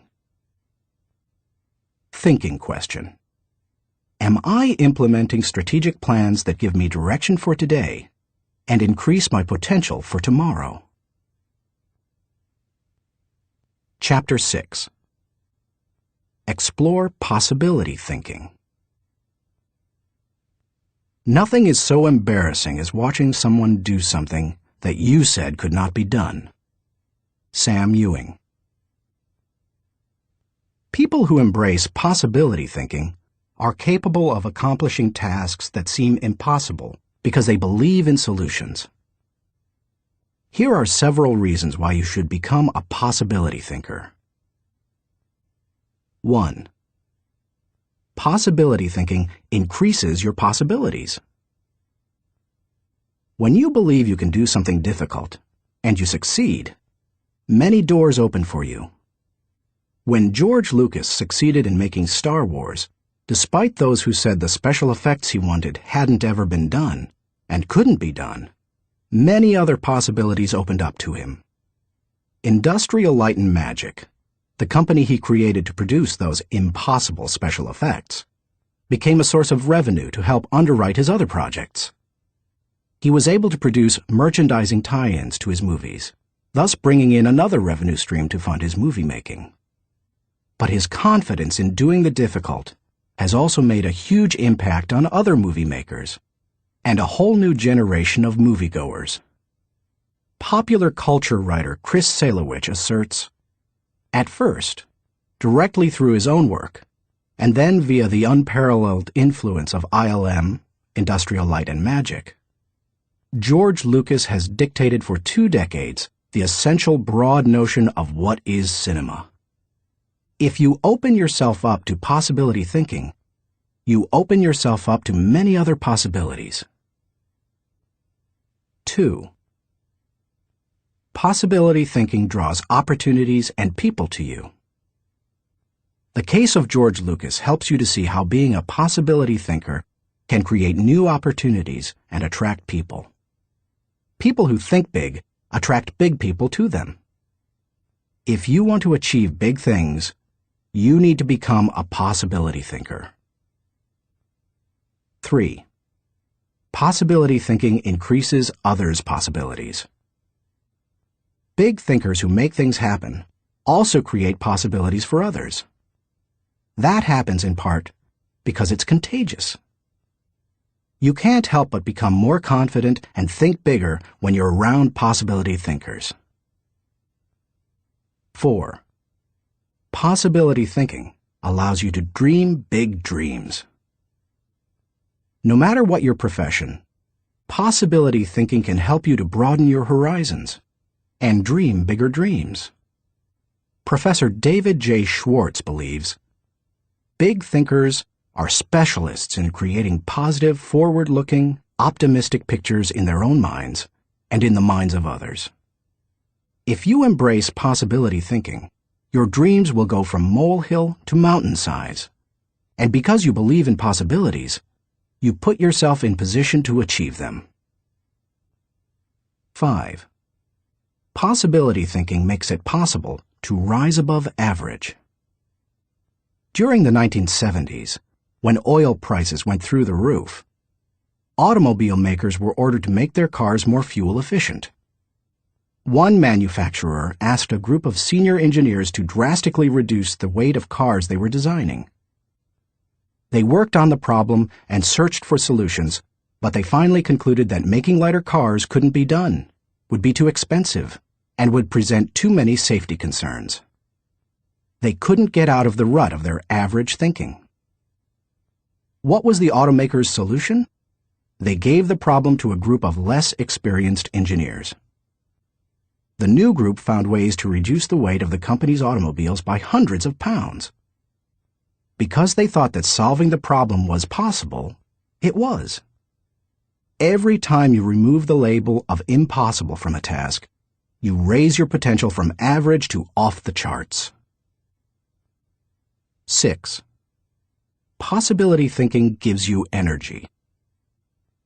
A direct correlation exists between possibility thinking and the level of a person's energy. Who gets energized by the prospect of losing? If you know something can't succeed, how much time and energy are you willing to give it? Nobody goes looking for a lost cause. You invest yourself in what you believe can succeed. When you embrace possibility thinking, you believe in what you're doing, and that gives you energy. 7. Possibility thinking keeps you from giving up. Above all, possibility thinkers believe they can succeed. Dennis Waitley, author of The Psychology of Winning, says, "The winners in life think constantly in terms of I can, I will, and I am. Losers, on the other hand, concentrate their waking thoughts on what they should have done, or what they don't do. If you believe you can't do something, then it doesn't matter how hard you try, because you've already lost. If you believe you can do something, you have already won much of the battle." One of the people who showed himself to be a great possibility thinker in 2001 was New York Mayor Rudy Giuliani. In the hours following the World Trade Center tragedy, Giuliani not only led the city through the chaos of the disaster, but he instilled confidence in everyone he touched. Afterward, he gave some insight and perspective on his experience. "I was so proud of the people I saw on the street. No chaos, but they were frightened and confused. And it seemed to me that they needed to hear from my heart where I thought we were going. I was trying to think, where can I go for some comparison to this, some lessons about how to handle it? So I started thinking about Churchill, started thinking that we're going to have to rebuild the spirit of the city. And what better example than Churchill and the people of London during the Blitz in 1940, who had to keep up their spirit during this sustained bombing. It was a comforting thought. 16 hours after the plane struck the buildings in New York City, when Giuliani finally returned at 2:30 a.m. to his apartment for a rest, instead of sleeping, he read the World War II chapters of Churchill, a biography, by Roy Jenkins. He learned how Winston Churchill helped his people to see the possibilities and kept his people going. Inspired, Giuliani did the same for his own people 6 decades later. How to feel the energy of possibility thinking. If you are a naturally positive person who already embraces possibility thinking, then you're already tracking with me. However, some people, rather than being optimistic, are naturally negative or cynical. They believe that possibility thinkers are naive or foolish.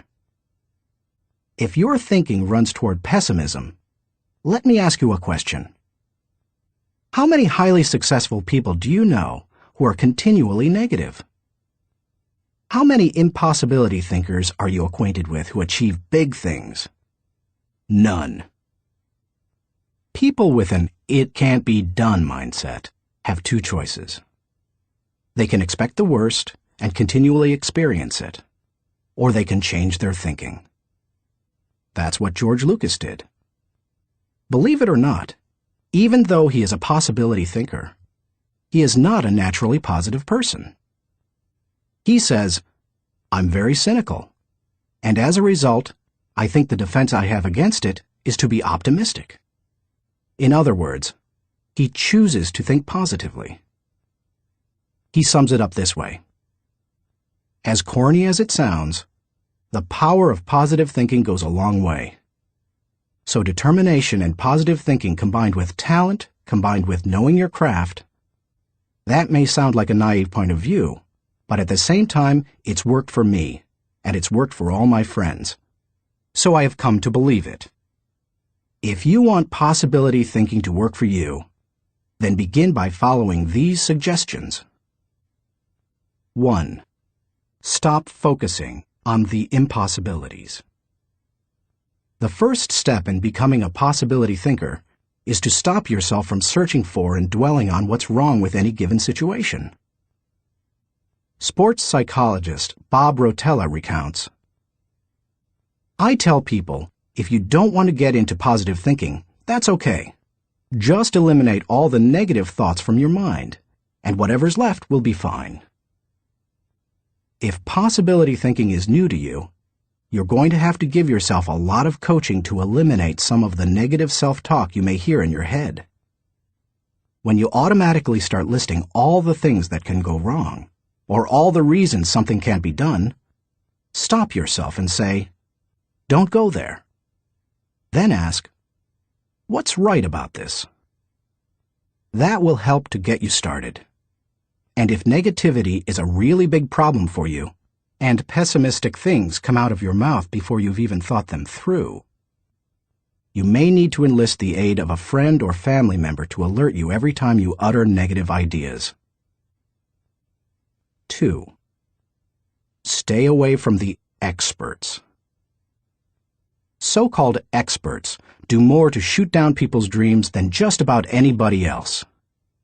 Possibility thinkers are very reluctant to dismiss anything as impossible. Rocket pioneer Wernher von Braun said, "I have learned to use the word impossible with the greatest of caution." And Napoleon Bonaparte declared, "The word impossible is not in my dictionary." If you feel you must take the advice of an expert, however, then heed the words of John Andrew Holmes, who asserted, "Never tell a young person that something cannot be done." God may have been waiting centuries for somebody ignorant enough of the impossible to do that thing. If you want to achieve something, give yourself permission to believe it is possible, no matter what experts might say. 3. Look for possibilities in every situation. Becoming a possibility thinker is more than just refusing to let yourself be negative. It's something more. It's looking for positive possibilities despite the circumstances. I recently heard Don Soderquist, former president of Walmart, tell a wonderful story that illustrates how a person can find positive possibilities in any situation. Soderquist had gone with Sam Walton to Huntsville, Alabama, to open several new stores. While there, Walton suggested they visit the competition. Here's what Soderquist said happened. We went into one store, and I have to tell you that it was the worst store I have ever seen in my life. It was terrible. There were no customers. There was no help on the floor. The aisles were cluttered with merchandise, empty shelves, dirty. It was absolutely terrible. He, Walton, walked one way, and I'd walked the other way, and we'd kind of meet out on the sidewalk. He said, "What'd you think, Don?" I said, "Sam, that is the absolutely worst store I've ever seen in my life. I mean, did you see the aisles?" He said, "Don, did you see the pantyhose rack?" I said, "No, I didn't, Sam. I must have gone on a different aisle than you. I didn't see that." He said, "That was the best pantyhose rack I've ever seen, Don." And he said, "I pulled the fixture out, and on the back was the name of the manufacturer. When we get back, I want you to call that manufacturer and have him come in and visit with our fixture people. I want to put that rack in our stores. It's absolutely the best I've ever seen." And he said next, "Did you see the ethnic cosmetics?" I said, "Sam, that must have been right next to the pantyhose rack, because I absolutely missed that." He said, "Don, do you realize that in our stores we have 4 feet of ethnic cosmetics? These people had 12 feet of it. We are absolutely missing the boat. I wrote down the distributor of some of those products. When we get back, I want you to get a hold of our cosmetic buyer and get these people in. We absolutely need to expand our ethnic cosmetics." Now, Sam Walton didn't hit me on the head and say, "Don, now what lesson did you learn from this?" He had already hit me on the head by looking for the good, looking how to improve, striving for excellence. It's so easy to go and look at what other people do badly. But one of the leadership characteristics of vision that he showed me, and I'll never forget it, is look for the good in what other people are doing and apply it. It doesn't take a genius IQ or 20 years of experience to find the possibility in every situation. All it takes is the right attitude, and anybody can cultivate that. 4. Dream one size bigger. One of the best ways to cultivate a possibility mindset is to prompt yourself to dream one size bigger than you normally do. Let's face it, most people dream too small. They don't think big enough. Henry Curtis advises, "Make your plans as fantastic as you like, because 25 years from now, they will seem mediocre. Make your plans 10 times as great as you first planned, and 25 years from now, you will wonder why you did not make them 50 times as great." If you push yourself to dream more expansively, to imagine your organization one size bigger, to make your goals at least a step beyond what makes you comfortable, you will be forced to grow.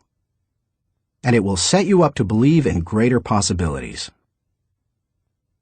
5. Question the status quo. Most people want their lives to keep improving, yet they value peace and stability at the same time. People often forget that you can't improve and still stay the same. Growth means change. Change requires challenging the status quo. If you want greater possibilities, you can't settle for what you have now. When you become a possibility thinker, you will face many people who will want you to give up your dreams and embrace the status quo. Achievers refuse to accept the status quo. As you begin to explore greater possibilities for yourself, your organization, or your family, and others challenge you for it, take comfort in knowing that right now as you read this, other possibility thinkers across the country and around the world are thinking about curing cancer, developing new energy sources, feeding hungry people, and improving quality of life. They are challenging the status quo against the odds, and you should too. 6. Find inspiration from great achievers. You can learn a lot about possibility thinking by studying great achievers. I mentioned George Lucas in this chapter. Perhaps he doesn't appeal to you, or you don't like the movie industry. Personally, I'm not a big science fiction fan, but I admire Lucas as a thinker, creative visionary, and business person. Find some achievers you admire and study them. Look for people with the attitude of Robert F. Kennedy, who popularized George Bernard Shaw's stirring statement. Some men see things as they are and say, "Why?" I dream of things that never were and say, "Why not?"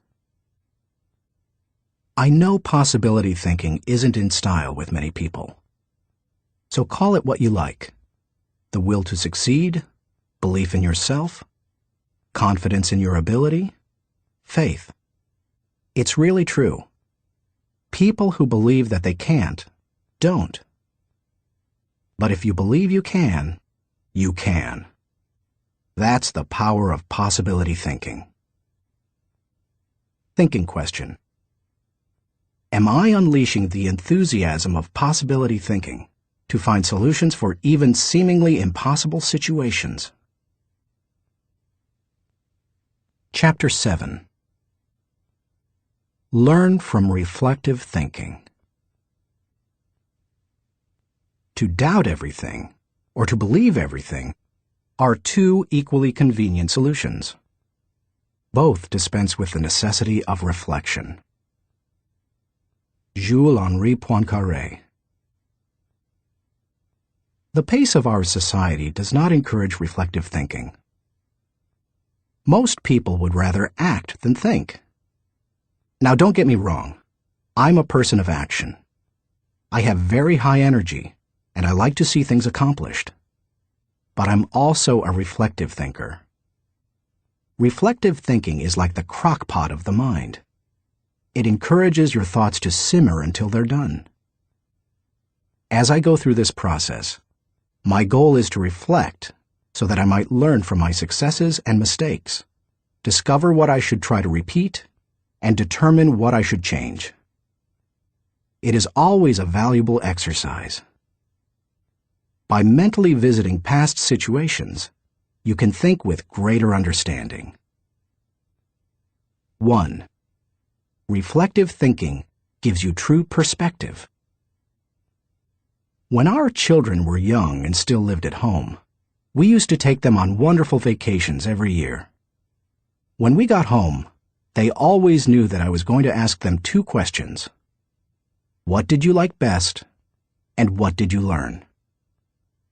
It didn't matter whether we went to Walt Disney World or Washington, D.C. I always asked those questions. Why? Because I wanted them to reflect on their experiences. Children don't naturally grasp the value or cost of an experience unless prompted. They take things for granted. I wanted my children to appreciate our trips and to learn from them. When you reflect, you are able to put an experience into perspective. You are able to evaluate its timing, and you are able to gain a new appreciation for things that before went unnoticed. Most people are able to recognize the sacrifices of their parents or other people only when they become parents themselves. That's the kind of perspective that comes with reflection. 2. Reflective thinking gives emotional integrity to your thought life. Few people have good perspective in the heat of an emotional moment. Most individuals who enjoy the thrill of an experience try to go back and recapture it without first trying to evaluate it. It's one of the reasons our culture produces so many thrill seekers. Likewise, those who survive a traumatic experience usually avoid similar situations at all costs, which sometimes ties them into emotional knots. Reflective thinking enables you to distance yourself from the intense emotions of particularly good or bad experiences and see them with fresh eyes. You can see the thrills of the past in the light of emotional maturity and examine tragedies in the light of truth and logic. That process can help a person to stop carrying around a bunch of negative emotional baggage. President George Washington observed, "We ought not to look back unless it is to derive useful lessons from past errors, and for the purpose of profiting by dearly bought experience. Any feeling that can stand up to the light of truth and can be sustained over time has emotional integrity and is therefore worthy of your mind and heart."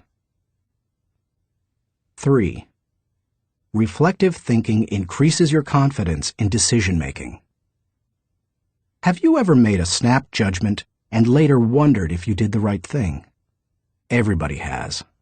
Reflective thinking can help to diffuse that doubt. It also gives you confidence for the next decision. Once you've reflected on an issue, you don't have to repeat every step of the thinking process when you're faced with it again. You've got mental road markers from having been there before. That compresses and speeds up thinking time, and it gives you confidence. And over time, it can also strengthen your intuition. 4. Reflective thinking clarifies the big picture. When you engage in reflective thinking, you can put ideas and experiences into a more accurate context. Reflective thinking encourages us to go back and spend time pondering what we have done and what we have seen. If a person who loses his job reflects on what happened, he may see a pattern of events that led to his dismissal.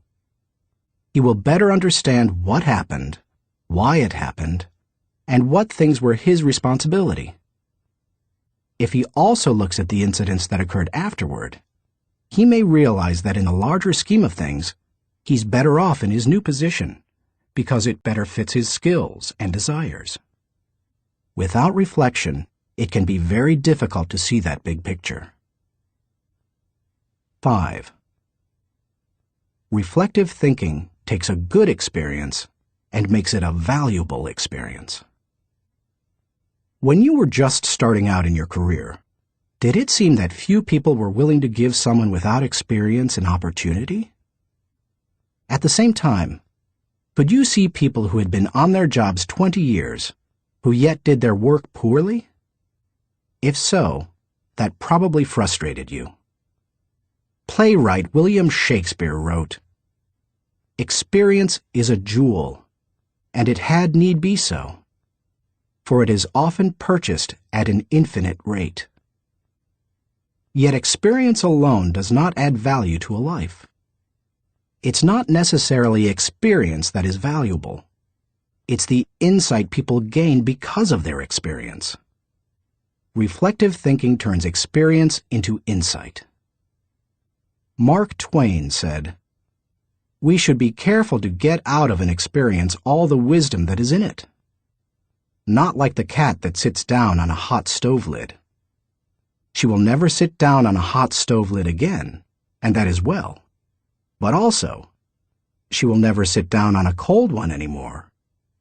An experience becomes valuable when it informs or equips us to meet new experiences. Reflective thinking helps to do that." How to embrace the lessons of reflective thinking. If you are like most people in our culture today, you probably do very little reflective thinking. If that's the case, it may be holding you back more than you think. Take to heart the following suggestions to increase your ability to think reflectively.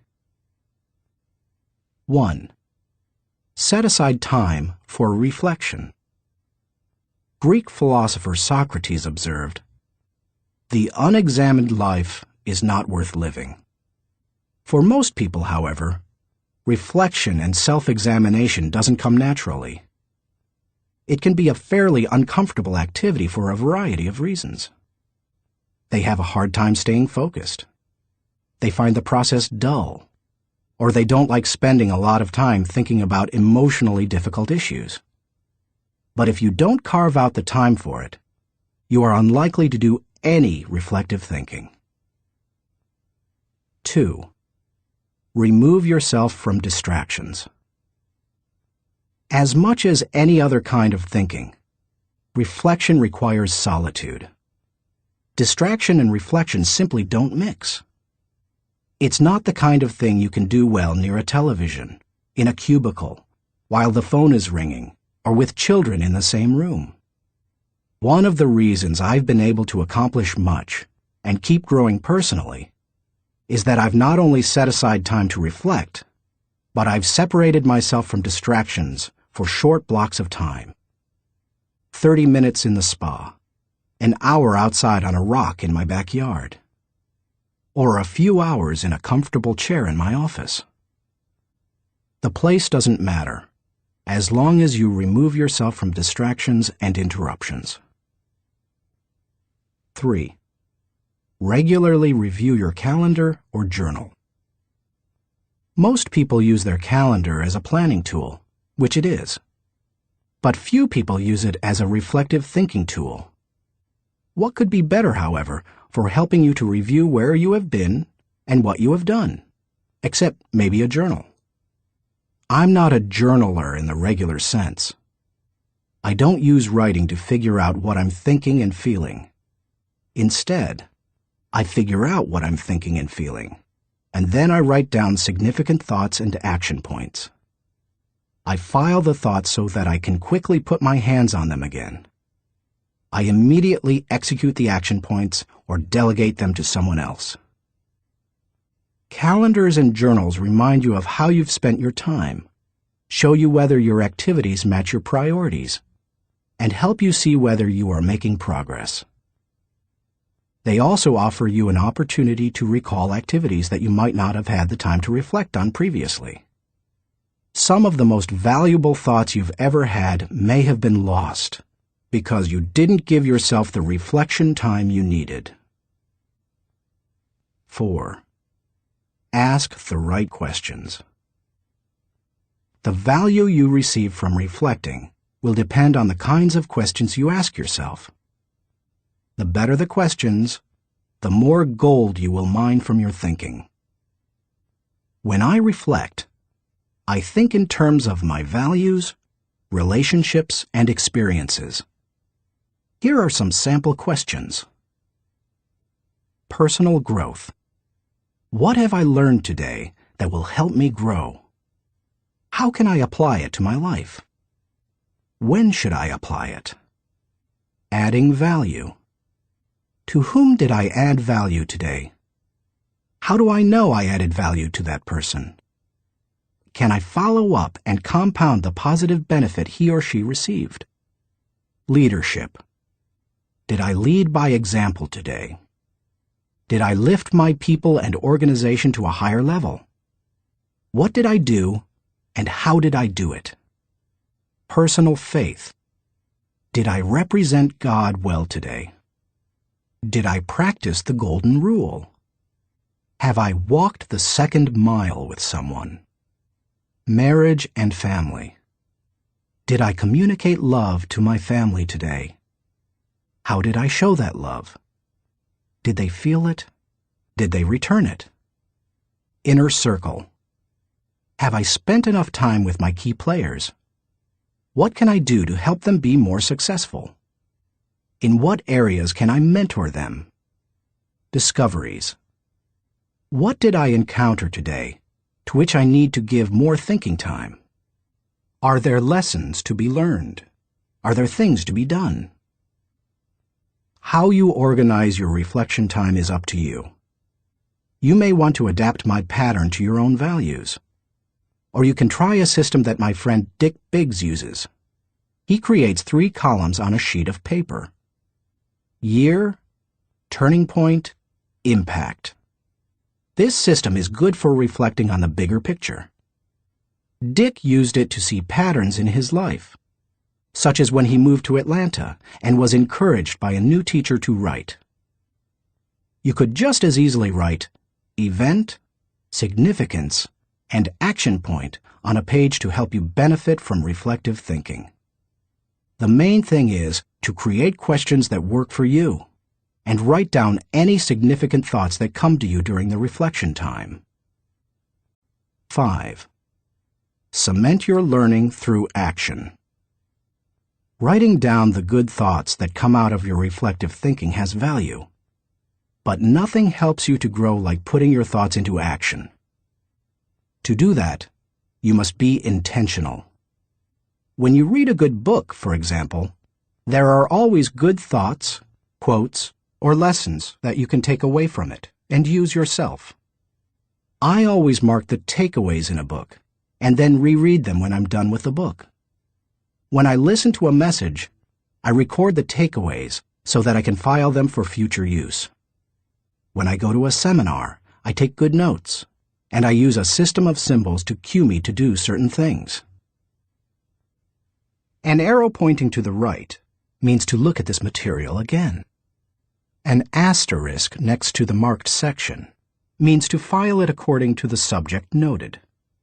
An open bracket means that I want to use what's marked in a lecture or book.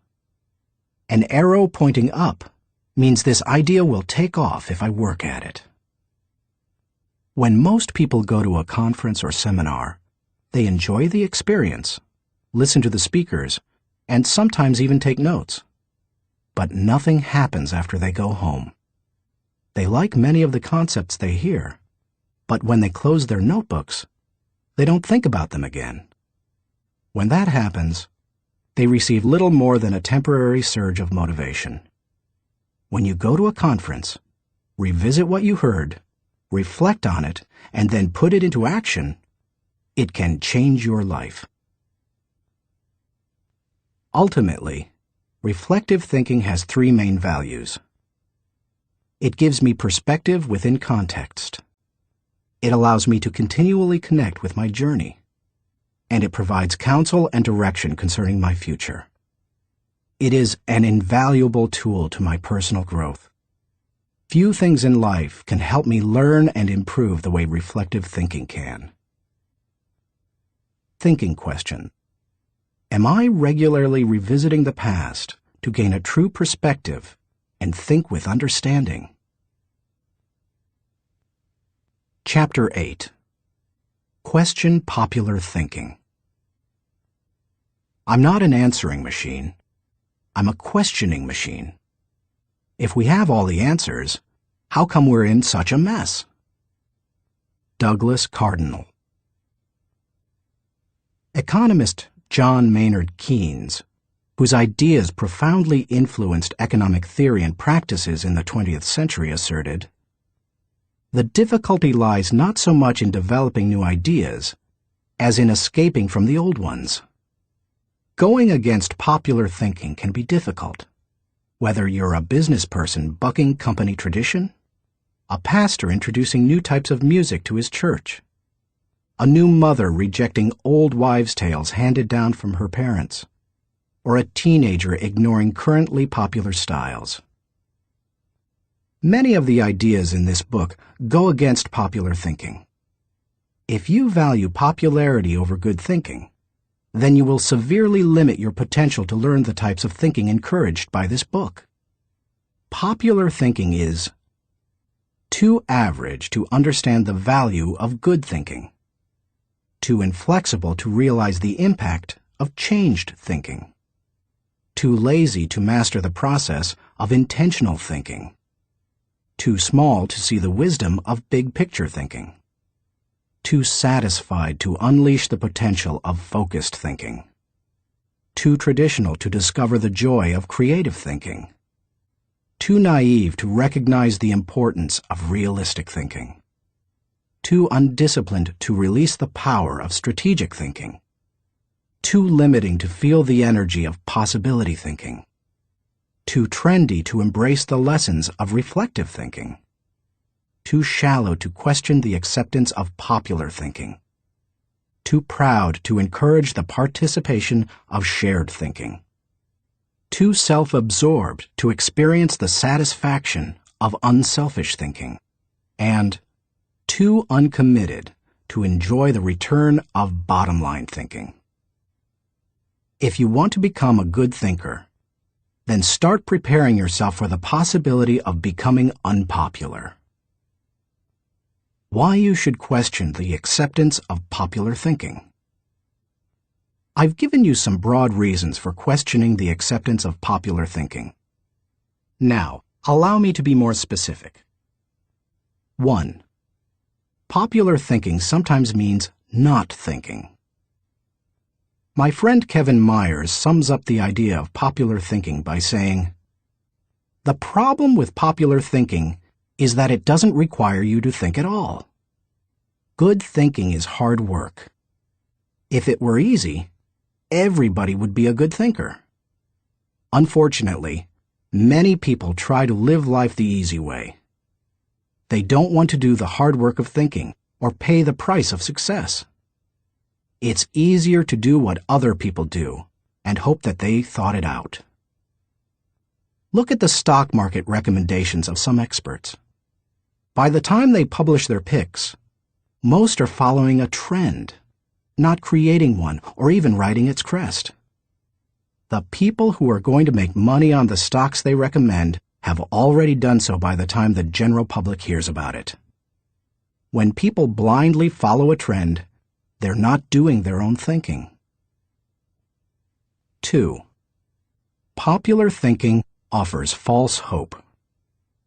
Benno Muller-Hill, a professor in the University of Cologne Genetics Department, tells how one morning in high school he stood last in a line of 40 students in the schoolyard. His physics teacher had set up a telescope so that his students could view a planet and its moons. The first student stepped up to the telescope. He looked through it, but when the teacher asked if he could see anything, the boy said no. His nearsightedness hampered his view. The teacher showed him how to adjust the focus, and the boy finally said he could see the planet and moons. One by one, the students stepped up to the telescope and saw what they were supposed to see. Finally, the second-to-last student looked into the telescope and announced that he could not see anything. "You idiot," shouted the teacher. "You have to adjust the lenses." The student tried, but he finally said, "I still can't see anything. It is all black." The teacher, disgusted, looked through the telescope himself, and then looked up with a strange expression. The lens cap still covered the telescope. None of the students had been able to see anything. Many people look for safety and security in popular thinking. They figure that if a lot of people are doing something, then it must be right. It must be a good idea. If most people accept it, then it probably represents fairness, equality, compassion, and sensitivity, right? Not necessarily. Popular thinking said the Earth was the center of the universe. Yet Copernicus studied the stars and planets and proved mathematically that the Earth and the other planets in our solar system revolved around the sun.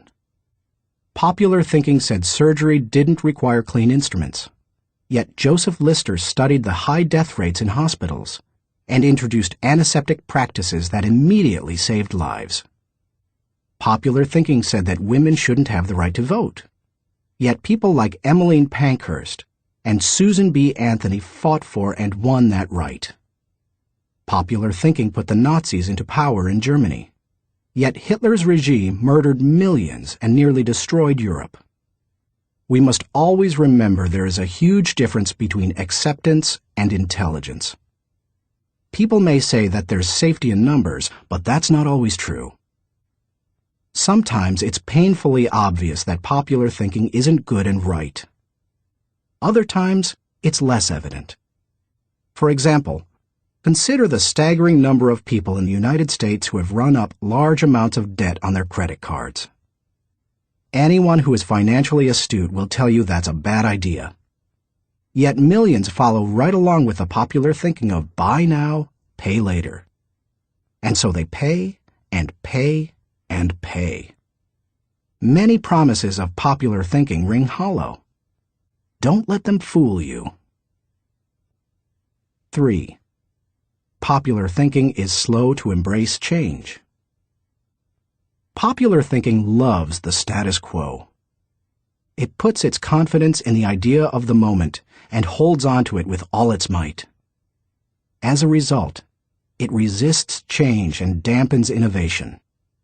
Donald M. Nelson, former president of the Society of Independent Motion Picture Producers, criticized popular thinking when he asserted, "We must discard the idea that past routine, past ways of doing things are probably the best ways. On the contrary, we must assume that there is probably a better way to do almost everything. We must stop assuming that a thing which never has been done before probably cannot be done at all." 4. Popular thinking brings only average results. The bottom line? Popular thinking brings mediocre results. Here is popular thinking in a nutshell. Popular equals normal equals average. It's the least of the best and the best of the least. We limit our success when we adopt popular thinking. It represents putting in the least energy to just get by. You must reject common thinking if you want to accomplish uncommon results. How to question the acceptance of popular thinking. Popular thinking has often proved to be wrong and limiting. Questioning it isn't necessarily hard once you cultivate the habit of doing so. The difficulty is in getting started. Begin by doing the following things. 1. Think before you follow. Many individuals follow others almost automatically. Sometimes they do so because they desire to take the path of least resistance. Other times they fear rejection, or they believe there's wisdom in doing what everyone else does. But if you want to succeed, you need to think about what's best, not what's popular. Challenging popular thinking requires a willingness to be unpopular and go outside of the norm. Following the tragedy of September 11, 2001, for example, few people willingly chose to travel by plane. But that was the best time to travel. Crowds were down, security was up, and airlines were cutting prices. About a month after the tragedy, my wife Margaret and I heard that Broadway shows had lots of seats and many New York hotel rooms remained empty. Popular thinking said, "Stay away from New York." We used that as an opportunity.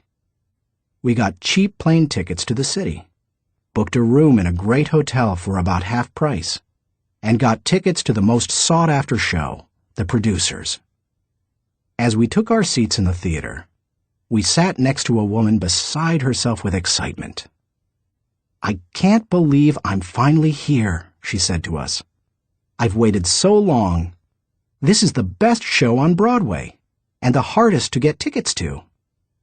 Then she turned to look me in the eye and said, "I've had my tickets for a year and a half waiting to see this show. How long ago did you get yours?" "You won't like my answer," I replied. "Oh, come on," she said. "How long?" "I got mine 5 days ago," I answered. She looked at us in horror. By the way, she was right. It's one of the best shows we've seen in a while. And we got to see it only because we were willing to go against popular thinking when everyone else was staying at home. As you begin to think against the grain of popular thinking, remind yourself that unpopular thinking, even when resulting in success, is largely underrated, unrecognized, and misunderstood. Unpopular thinking contains the seeds of vision and opportunity. Unpopular thinking is required for all progress. The next time you feel ready to conform to popular thinking on an issue, stop and think. You may not want to create change for its own sake, but you certainly don't want to blindly follow just because you haven't thought about what's best. 2. Appreciate thinking different from your own. One of the ways to embrace innovation and change is to learn to appreciate how others think. To do that, you must continually expose yourself to people different from yourself. My brother, Larry Maxwell, a good businessman and an innovative thinker, continually challenges popular thinking by thinking differently. He says, most of our people in sales and middle management come from businesses with products and services different from ours. That constantly exposes us to new ways of thinking. We also discourage our people from active participation in formal business and trade associations and fraternities because their thinking is quite common. They don't need to spend a lot of time thinking the way everyone else in the industry does. As you strive to challenge popular thinking, spend time with people with different backgrounds, education levels, professional experiences, personal interests, etc. You will think like the people with whom you spend the most time. If you spend time with people who think out of the box, you're more likely to challenge popular thinking and break new ground. 3. Continually question your own thinking. Let's face it, any time we find a way of thinking that works, one of our greatest temptations is to go back to it repeatedly, even if it no longer works well. The greatest enemy to tomorrow's success is sometimes today's success. My friend Andy Stanley recently taught a leadership lesson at Enjoy's Catalyst Conference called Challenging the Process. He described how progress must be preceded by change, and he pointed out many of the dynamics involved in questioning popular thinking. In an organization, he said, we should remember that every tradition was originally a good idea, and perhaps even revolutionary. But every tradition may not be a good idea for the future. In your organization, if you were involved in putting into place what currently exists, then it's likely that you will resist change, even change for the better. That's why it's important to challenge your own thinking. If you're too attached to your own thinking and how everything is done now, then nothing will change for the better. 4. Try new things in new ways. When was the last time you did something for the first time? Do you avoid taking risks or trying new things? One of the best ways to get out of the rut of your own thinking is to innovate. You can do that in little everyday ways. Drive to work a different way from normal. Order an unfamiliar dish at your favorite restaurant. Ask a different colleague to help you with a familiar project. Take yourself off of autopilot. Unpopular thinking asks questions and seeks options. In 1997, my 3 companies moved to Atlanta, Georgia. It's a great city, but traffic at peak times can get crazy.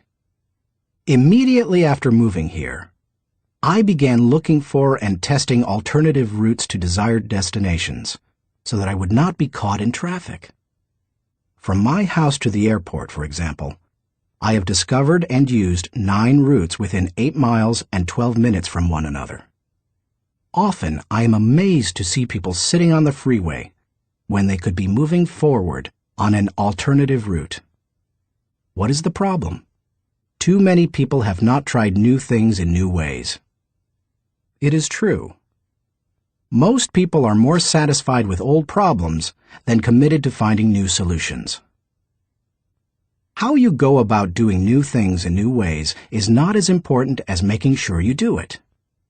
Besides, if you try to do new things in the same way that everyone else does, are you really going against popular thinking?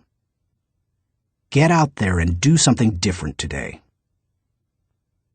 5. Get used to being uncomfortable. When it comes right down to it, popular thinking is comfortable. It's like an old recliner adjusted to all the owner's idiosyncrasies. The problem with most old recliners is that no one has looked at them lately. If so, they'd agree that it's time to get a new one. If you want to reject popular thinking in order to embrace achievement, you'll have to get used to being uncomfortable. If you embrace unpopular thinking and make decisions based on what works best and what is right, rather than what is commonly accepted, know this: in your early years, you won't be as wrong as people think you are. In your later years, you won't be as right as people think you are. And all through the years, you will be better than you thought you could be. Thinking question: am I consciously rejecting the limitations of common thinking in order to accomplish uncommon results? Chapter 9. Benefit from shared thinking. None of us is as smart as all of us.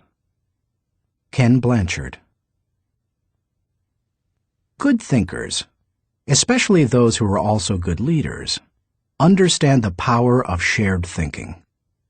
They know that when they value the thoughts and ideas of others, they receive the compounding results of shared thinking and accomplish more than they ever could on their own. Those who participate in shared thinking understand the following. 1. Shared thinking is faster than solo thinking.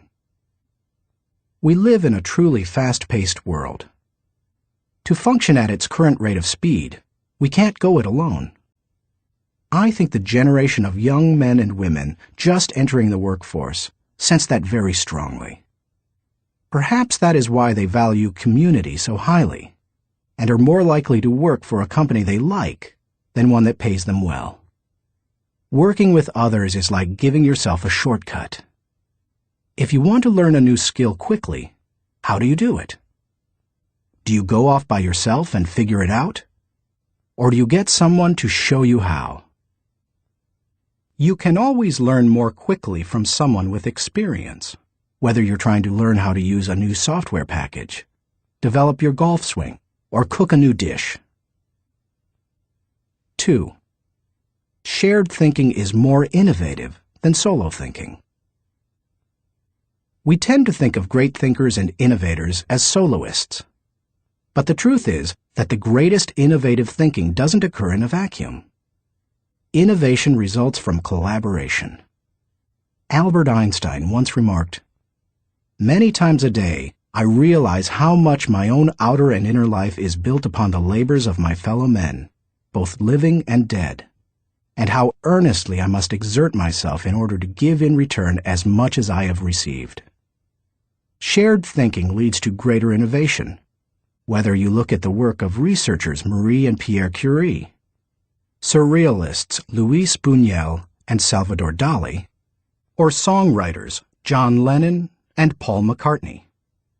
If you combine your thoughts with the thoughts of others, you will come up with thoughts you've never had.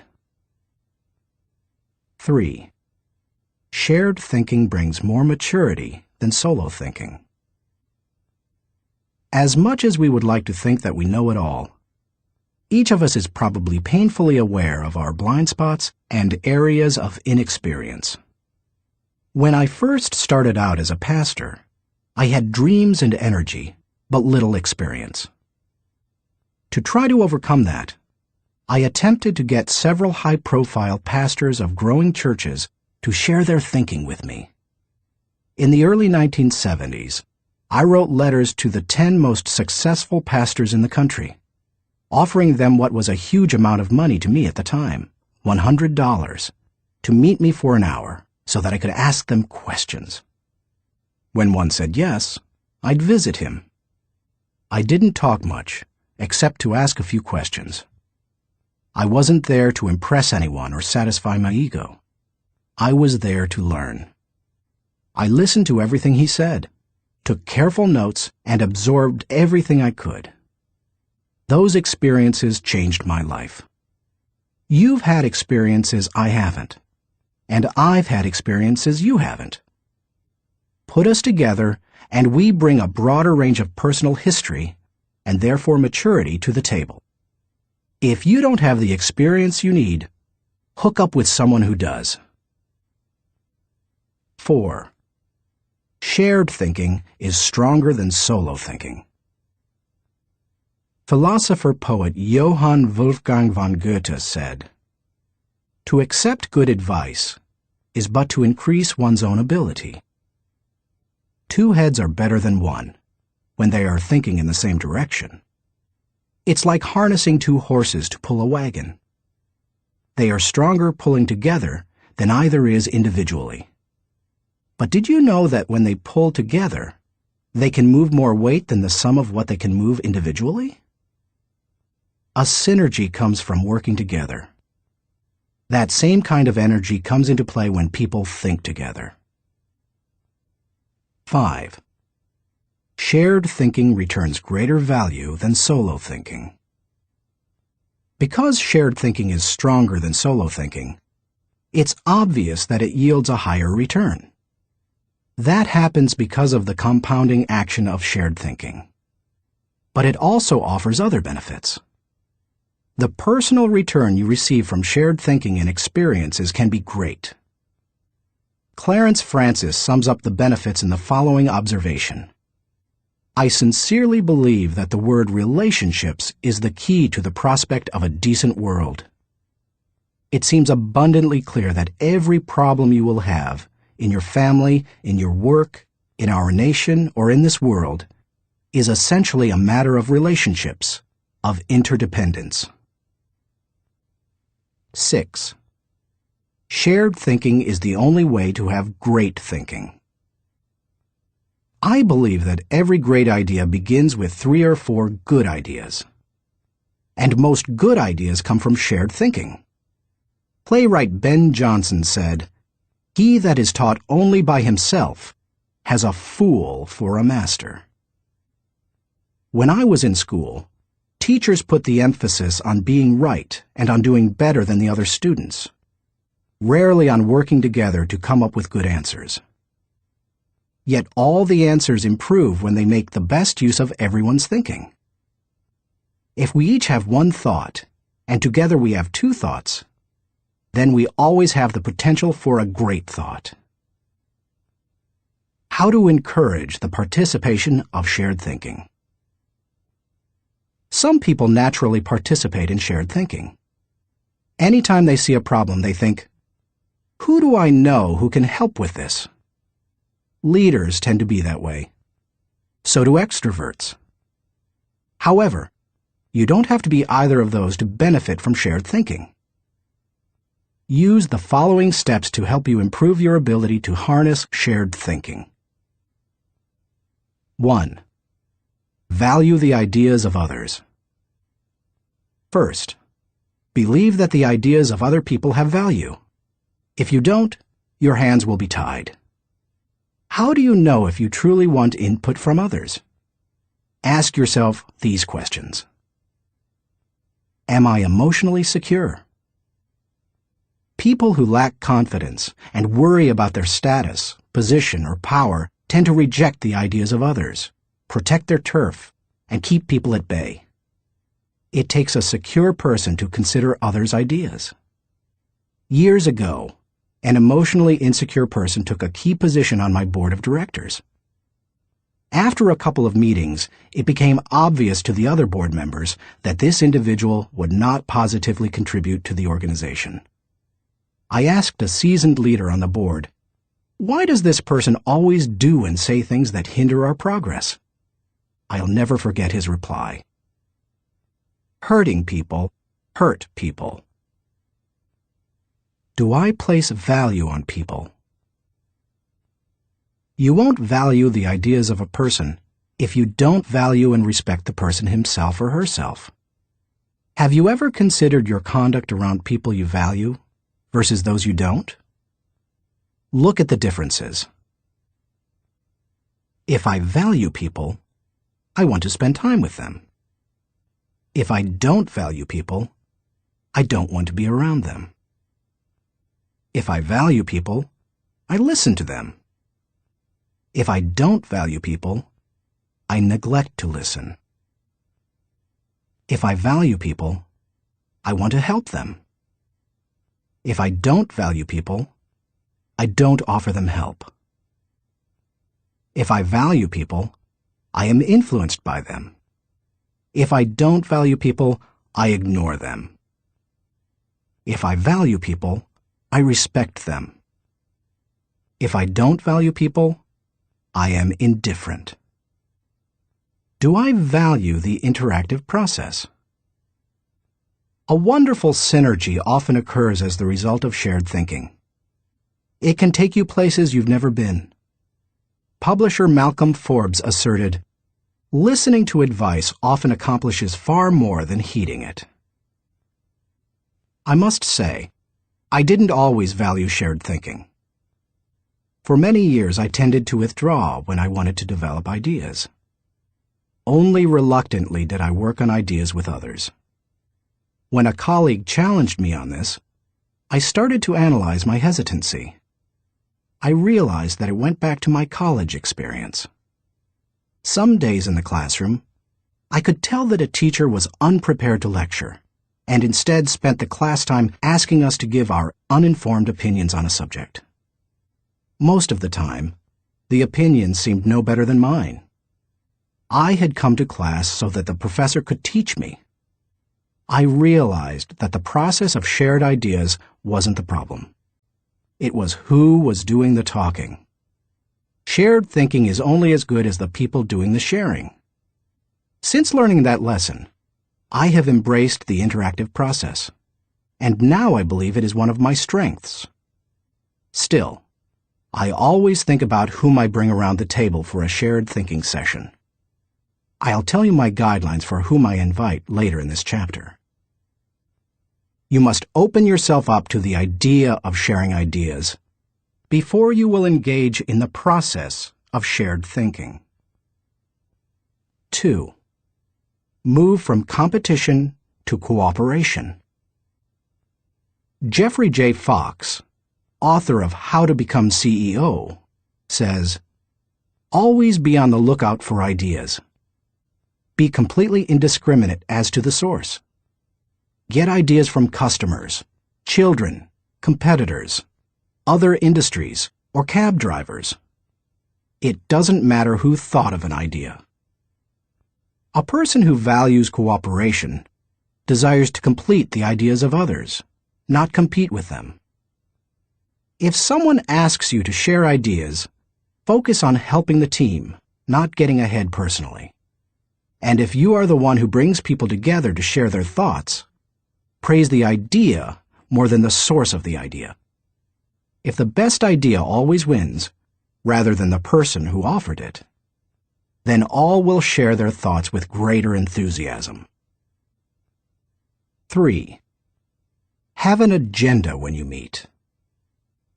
I enjoy spending time with certain people, whether we discuss ideas or not. My wife Margaret, my children, my grandchildren, my parents. Though we often do discuss ideas, it doesn't bother me if we don't. We are family. When I spend time with nearly anyone else in my life, however, I have an agenda. I know what I want to accomplish. The more I respect the wisdom of the person, the more I listen. For example, when I meet with someone I'm mentoring, I let the person ask the questions, but I expect to do most of the talking. When I meet with someone who mentors me, like Bill Bright, I mostly keep my mouth shut. In other relationships, the give and take is more even. But no matter with whom I meet, I have a reason for getting together, and I have an expectation for what I'll give to it and get from it. That's true whether it's for business or pleasure. 4. Get the right people around the table. To get anything of value out of shared thinking, you need to have people around the table who bring something to the table. As you prepare to ask people to participate in shared thinking, use the following criteria for the selection process. Choose people whose greatest desire is the success of the ideas. People who can add value to another's thoughts. People who can emotionally handle quick changes in the conversation. People who appreciate the strengths of others in areas where they are weak. People who understand their place of value at the table. People who place what is best for the team before themselves. People who can bring out the best thinking in the people around them. People who possess maturity, experience, and success in the issue under discussion. People who will take ownership and responsibility for decisions.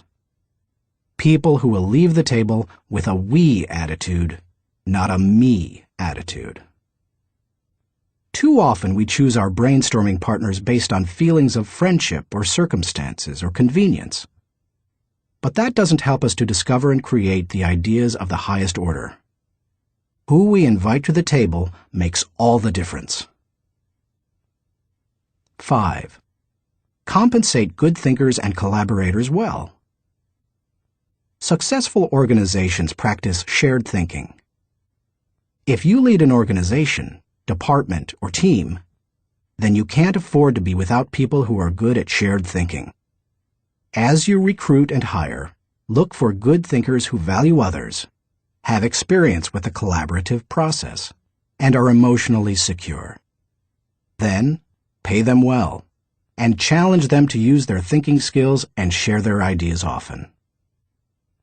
Nothing adds value like a lot of good thinkers putting their minds together. No matter what you're trying to accomplish, you can do it better with shared thinking. That is why I spent much of my life teaching leadership. Good leadership helps to put together the right people at the right time for the right purpose so that everybody wins. All it takes is the right people and a willingness to participate in shared thinking. Thinking question. Am I consistently including the heads of others to think over my head and achieve compounding results? Chapter 10. Practice unselfish thinking. We cannot hold a torch to light another's path without brightening our own. Ben Sweetland. So far in this book, we've discussed many kinds of thinking that can help you to achieve more. Each of them has the potential to make you more successful. Now I want to acquaint you with a kind of thinking with the potential to change your life in another way. It might even redefine how you view success.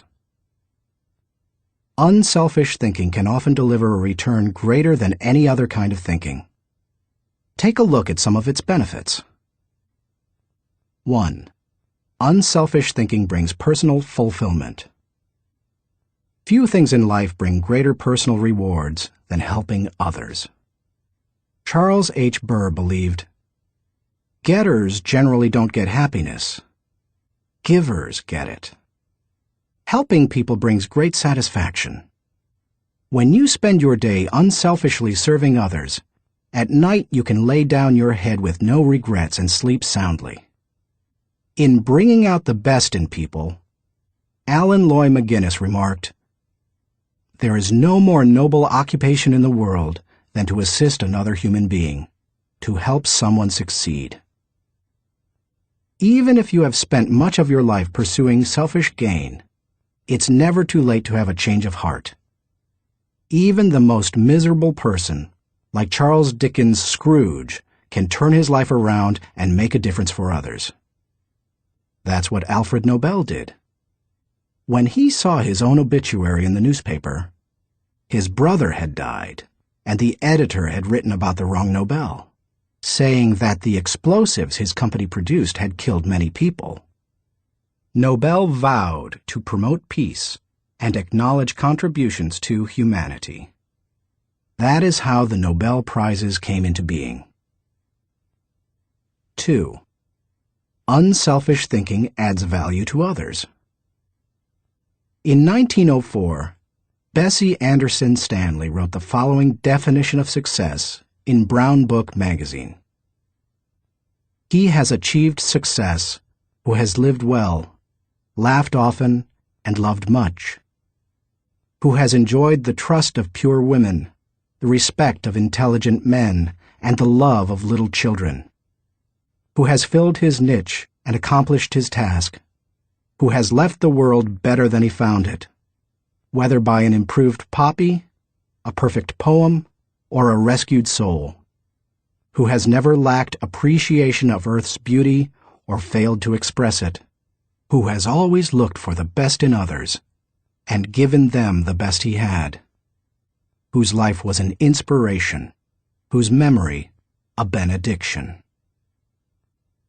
When you get outside of yourself and make a contribution to others, you really begin to live. 3. Unselfish thinking encourages other virtues. When you see a 4-year-old, you expect to observe selfishness. But when you see it in a 40-year-old, it's not very attractive, is it? Of all the qualities a person can pursue, unselfish thinking seems to make the biggest difference toward cultivating other virtues. I think that's because the ability to give unselfishly is so difficult. It goes against the grain of human nature. But if you can learn to think unselfishly and become a giver, then it becomes easier to develop many other virtues: gratitude, love, respect, patience, discipline, etc. 4. Unselfish thinking increases quality of life. The spirit of generosity created by unselfish thinking gives people an appreciation for life and an understanding of its higher values. Seeing those in need and giving to meet that need puts a lot of things into perspective. It increases the quality of life of the giver and the receiver. That's why I believe that there is no life as empty as the self-centered life. There is no life as centered as the self-empty life. If you want to improve your world, then focus your attention on helping others. 5. Unselfish thinking makes you part of something greater than yourself. Merck & Company, the global pharmaceutical corporation, has always seen itself as doing more than just producing products and making a profit. It desires to serve humanity. In the mid-1980s, the company developed a drug to cure river blindness, a disease that infects and causes blindness in millions of people, particularly in developing countries. While it was a good product, potential customers couldn't afford to buy it. So what did Merck do? It developed the drug anyway, and in 1987 announced that it would give the medicine free to anyone who needed it. As of 1998, the company had given more than 250 million tablets away. George W. Merck says, "We try never to forget that medicine is for the people. It is not for the profits. The profits follow, and if we have remembered that, they have never failed to appear. The lesson to be learned? Simple. Instead of trying to be great, be part of something greater than yourself." 6. Unselfish thinking creates a legacy. Jack Balasek, President and Chief Operating Officer of True North Communications, says, "Learn, earn, return. These are the 3 phases of life. The first third should be devoted to education, the second third to building a career and making a living, and the last third to giving back to others, returning something in gratitude. Each state seems to be a preparation for the next one. If you are successful, it becomes possible for you to leave an inheritance for others. But if you desire to do more, to create a legacy, then you need to leave that in others. When you think unselfishly and invest in others, you gain the opportunity to create a legacy that will outlive you. How to experience the satisfaction of unselfish thinking. I think most people recognize the value of unselfish thinking, and most would even agree that it's an ability they would like to develop. Many people, however, are at a loss concerning how to change their thinking. To begin cultivating the ability to think unselfishly, I recommend that you do the following. 1. Put others first. The process begins with realizing that everything is not about you.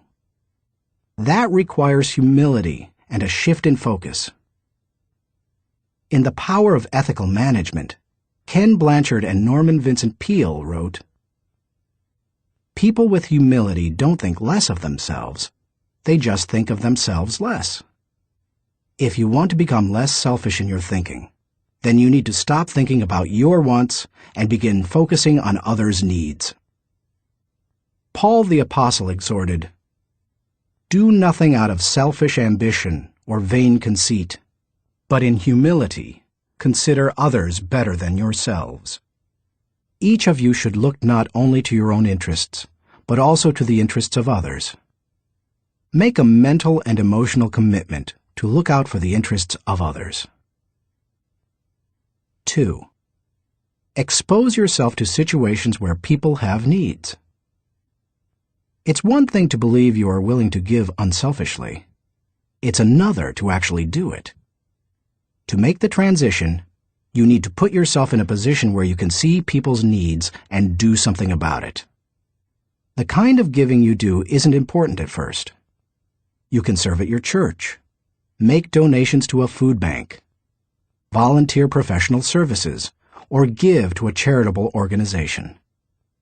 The point is to learn how to give and to cultivate the habit of thinking like a giver. 3. Give quietly or anonymously. Once you have learned to give of yourself, then the next step is to learn to give when you cannot receive anything in return. It's almost always easier to give when you receive recognition for it than it is when no one is likely to know about it. The people who give in order to receive a lot of fanfare, however, have already received any reward they will get. There are spiritual, mental, and emotional benefits that come only to those who give anonymously. If you've never done it before, try it. 4. Invest in people intentionally. The highest level of unselfish thinking comes when you give of yourself to another person for that person's personal development or well-being. If you're married or a parent, you know this from personal experience. What does your spouse value most highly? Money in the bank, or your time freely given? What would small children really rather have from you? A toy, or your undivided attention? The people who love you would rather have you than what you can give them. If you want to become the kind of person who invests in people, then consider others and their journey so that you can collaborate with them. Each relationship is like a partnership created for mutual benefit.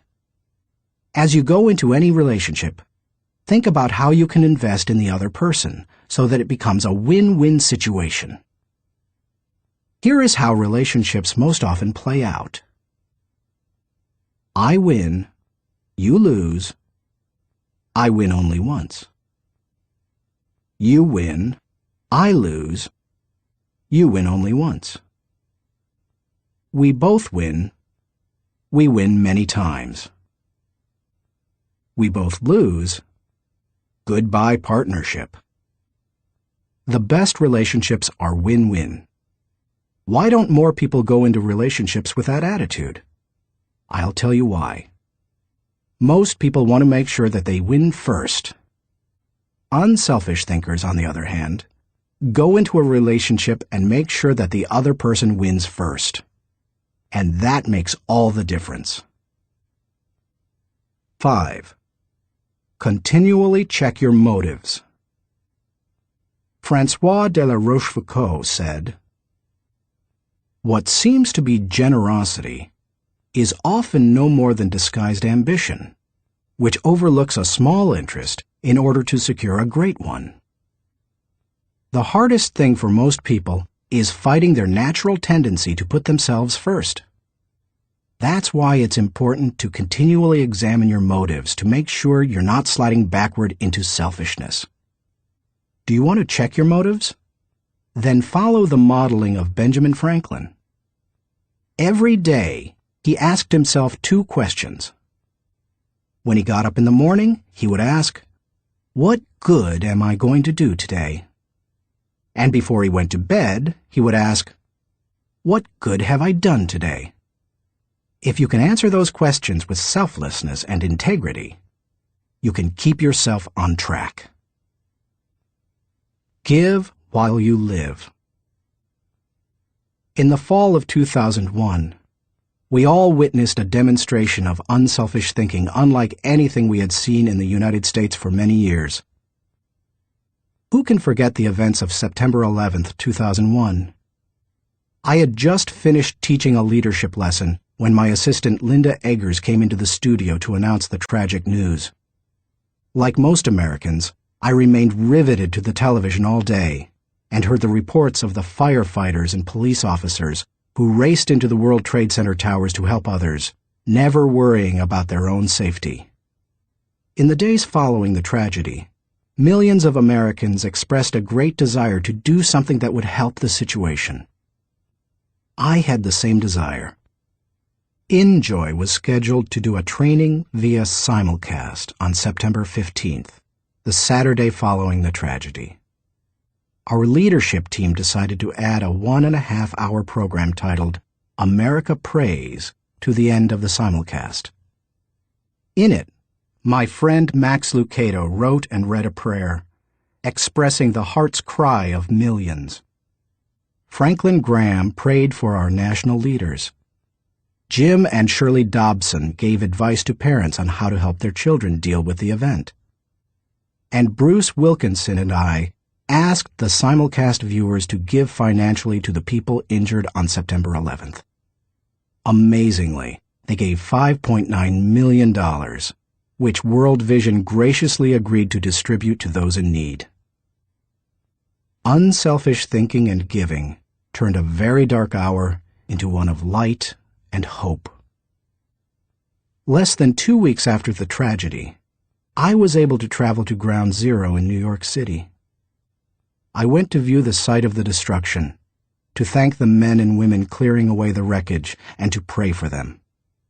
I can't really do justice to what I saw. I've traveled to New York dozens of times.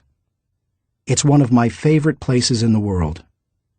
My wife and I had been up in the towers with our children many times before and have wonderful memories of that area. To look at the place where the buildings had once stood and to see nothing but rubble, dust, and twisted metal, it's simply indescribable. What many Americans didn't realize is that for many months, people worked diligently to clean up the site. Many were New York City firefighters and other city workers. Others were volunteers. They worked around the clock, 7 days a week. And when they came across the remains of someone in the rubble, they called for silence and reverently carried them out. Since I am a clergyman, I was asked to wear a clerical collar upon entering the area. As I walked around, many workers saw the collar and asked me to pray for them. It was a humbling privilege.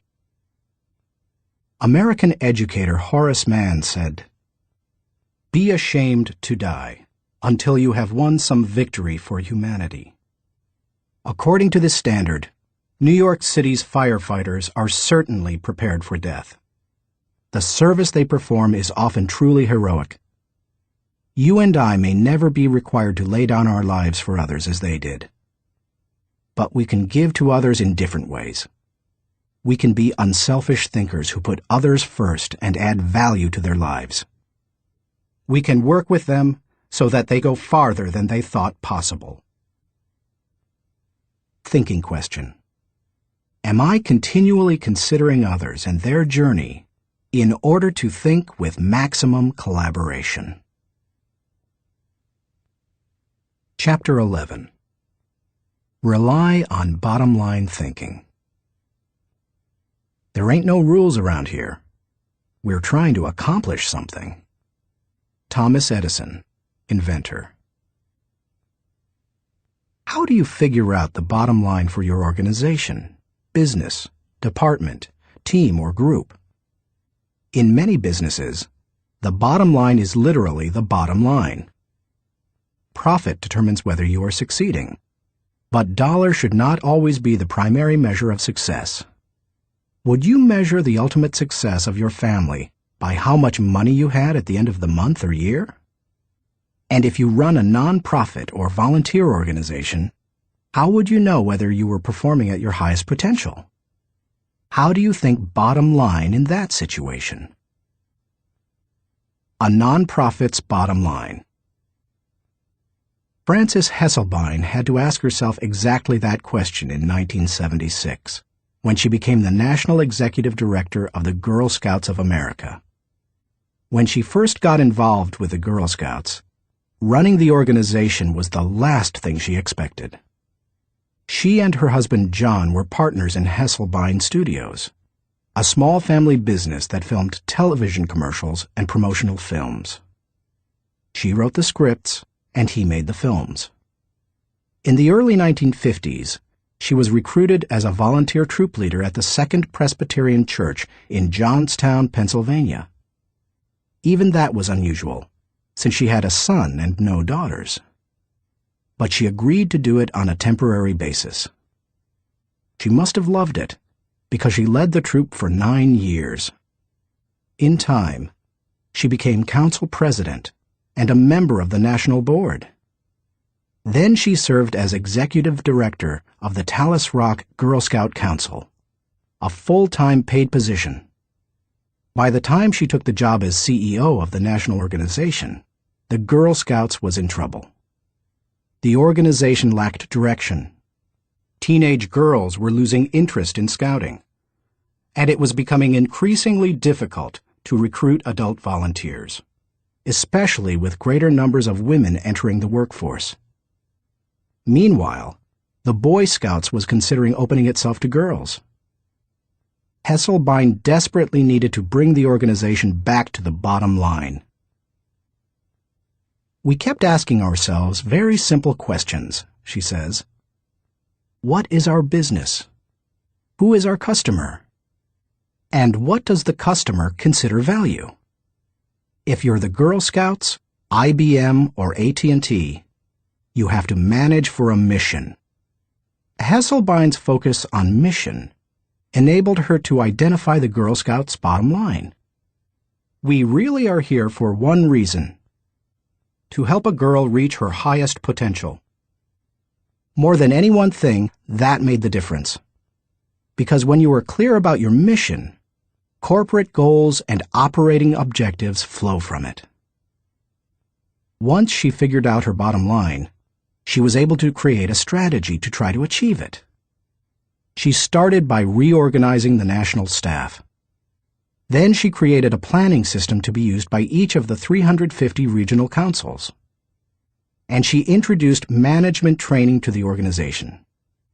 Hesselbein didn't restrict herself to changes in leadership and organization. In the 1960s and 70s, the country had changed, and so had its girls. But the Girl Scouts hadn't. Hesselbein tackled that issue too. The organization made its activities more relevant to the current culture, giving greater opportunities for use of computers, for example, rather than hosting a party. She also sought out minority participation, created bilingual materials, and reached out to low-income households. If helping girls reach their highest potential was the group's bottom line, then why not be more aggressive helping girls who traditionally have fewer opportunities? The strategy worked beautifully. Minority participation in the Girl Scouts tripled. In 1990, Hesselbein left the Girl Scouts after making it a first-class organization. She went on to become the founding president and CEO of the Peter F. Drucker Foundation for Nonprofit Management, and now serves as chairman of its board of governors. And in 1998, she was awarded the Presidential Medal of Freedom. President Clinton said of Hesselbein during the ceremony at the White House, She has shared her remarkable recipe for inclusion and excellence with countless organizations whose bottom line is measured not in dollars, but in changed lives. He couldn't have said it better. Why you should enjoy the return of bottom-line thinking. If you are accustomed to thinking of the bottom line only as it relates to financial matters, then you may be missing some things crucial to you and your organization. Instead, think of the bottom line as the end, the takeaway, the desired result. Every activity has its own unique bottom line. If you have a job, your work has a bottom line. If you serve in your church, your activity has a bottom line. So does your effort as a parent or spouse, if you are one. As you explore the concept of bottom-line thinking, recognize that it can help you in many ways. 1. Bottom-line thinking provides great clarity.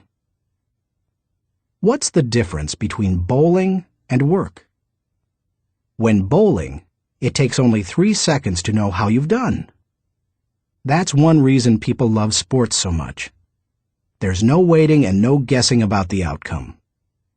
Bottom-line thinking makes it possible for you to measure outcomes more quickly and easily. It gives you a benchmark by which to measure activity. It can be used as a focused way of ensuring that all your little activities are purposeful and line up to achieve a larger goal. 2.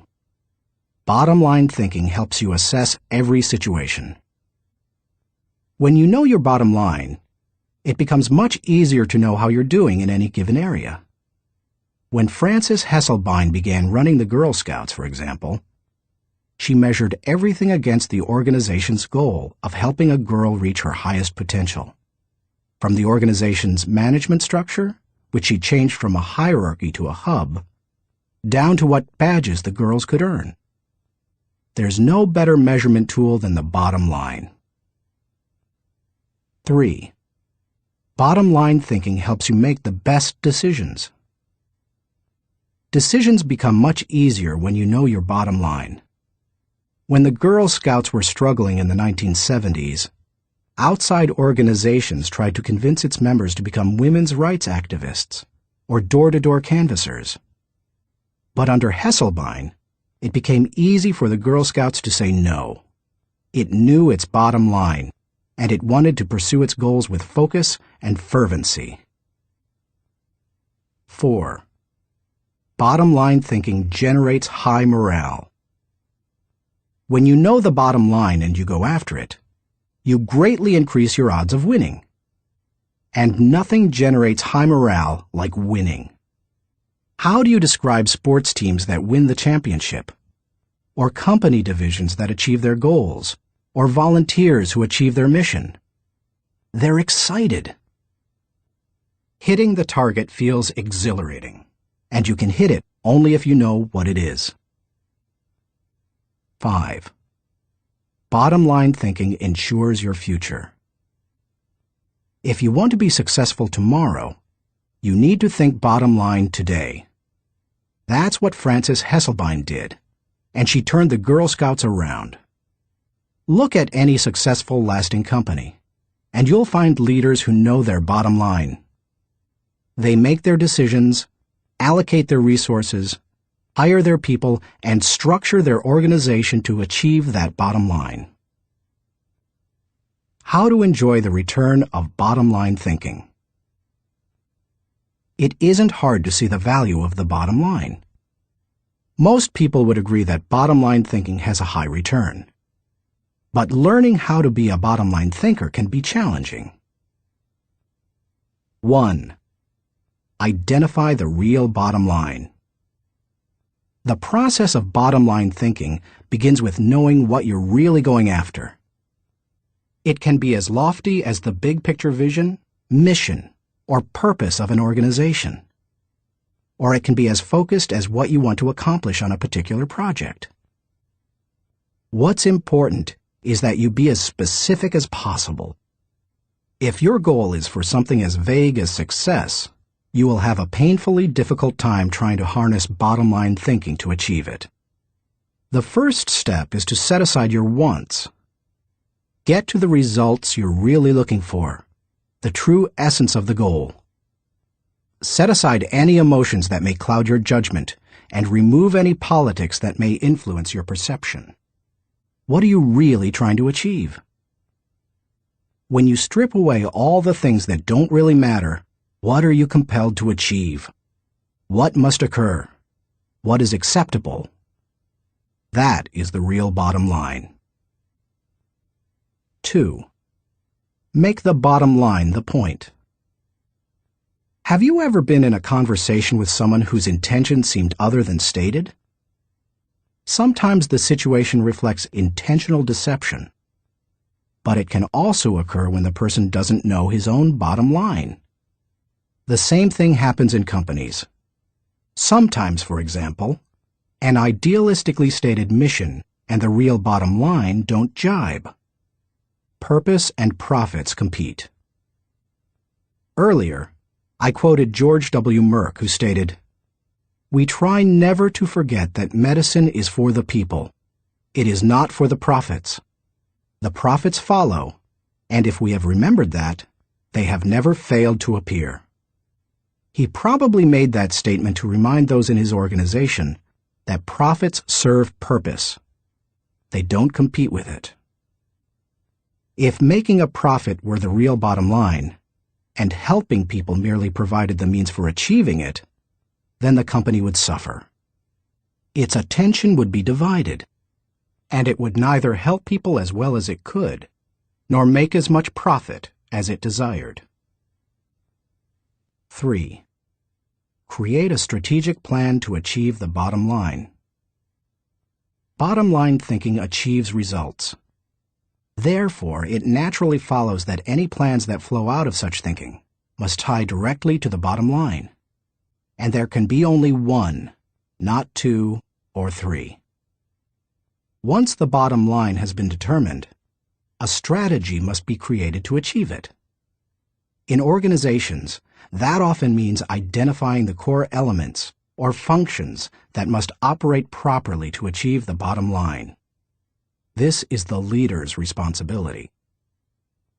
The important thing is that when the bottom line of each activity is achieved, then the bottom line is achieved. If the sum of the smaller goals doesn't add up to the real bottom line, then either your strategy is flawed or you've not identified your real bottom line. 4. Align team members with the bottom line. Once you have your strategy in place, make sure your people line up with your strategy. Ideally, all team members should know the big goal as well as their individual role in achieving it. They need to know their personal bottom line and how that works to achieve the organization's bottom line. 5. Stick with one system and monitor results continually. Dave Sutherland, the president of one of my companies, ISS, believes that some organizations get into trouble by trying to mix systems. He maintains that many kinds of systems can be successful, but mixing different systems or continually changing from one to another leads to failure. Dave says, "Bottom line thinking cannot be a one-time thing. It has to be built into the system of working and relating and achieving. You can't just tune into the desired result every now and then. Achieving with bottom-line thinking must be a way of life, or it will send conflicting messages. I am a bottom-line thinker. It is part of my system for achievement. I practice it every day. No other measurements, no wasted efforts." Dave calls members of his field team every night to ask the bottom-line question they expect to hear. He continually keeps his eye on the company's bottom line by monitoring it for every core area. When it comes right down to it, regardless of your bottom line, you can improve it with good thinking. And bottom-line thinking has a great return because it helps to turn your ideas into results. Like no other kind of mental processing, it can help you to reap the full potential of your thinking and achieve whatever you desire.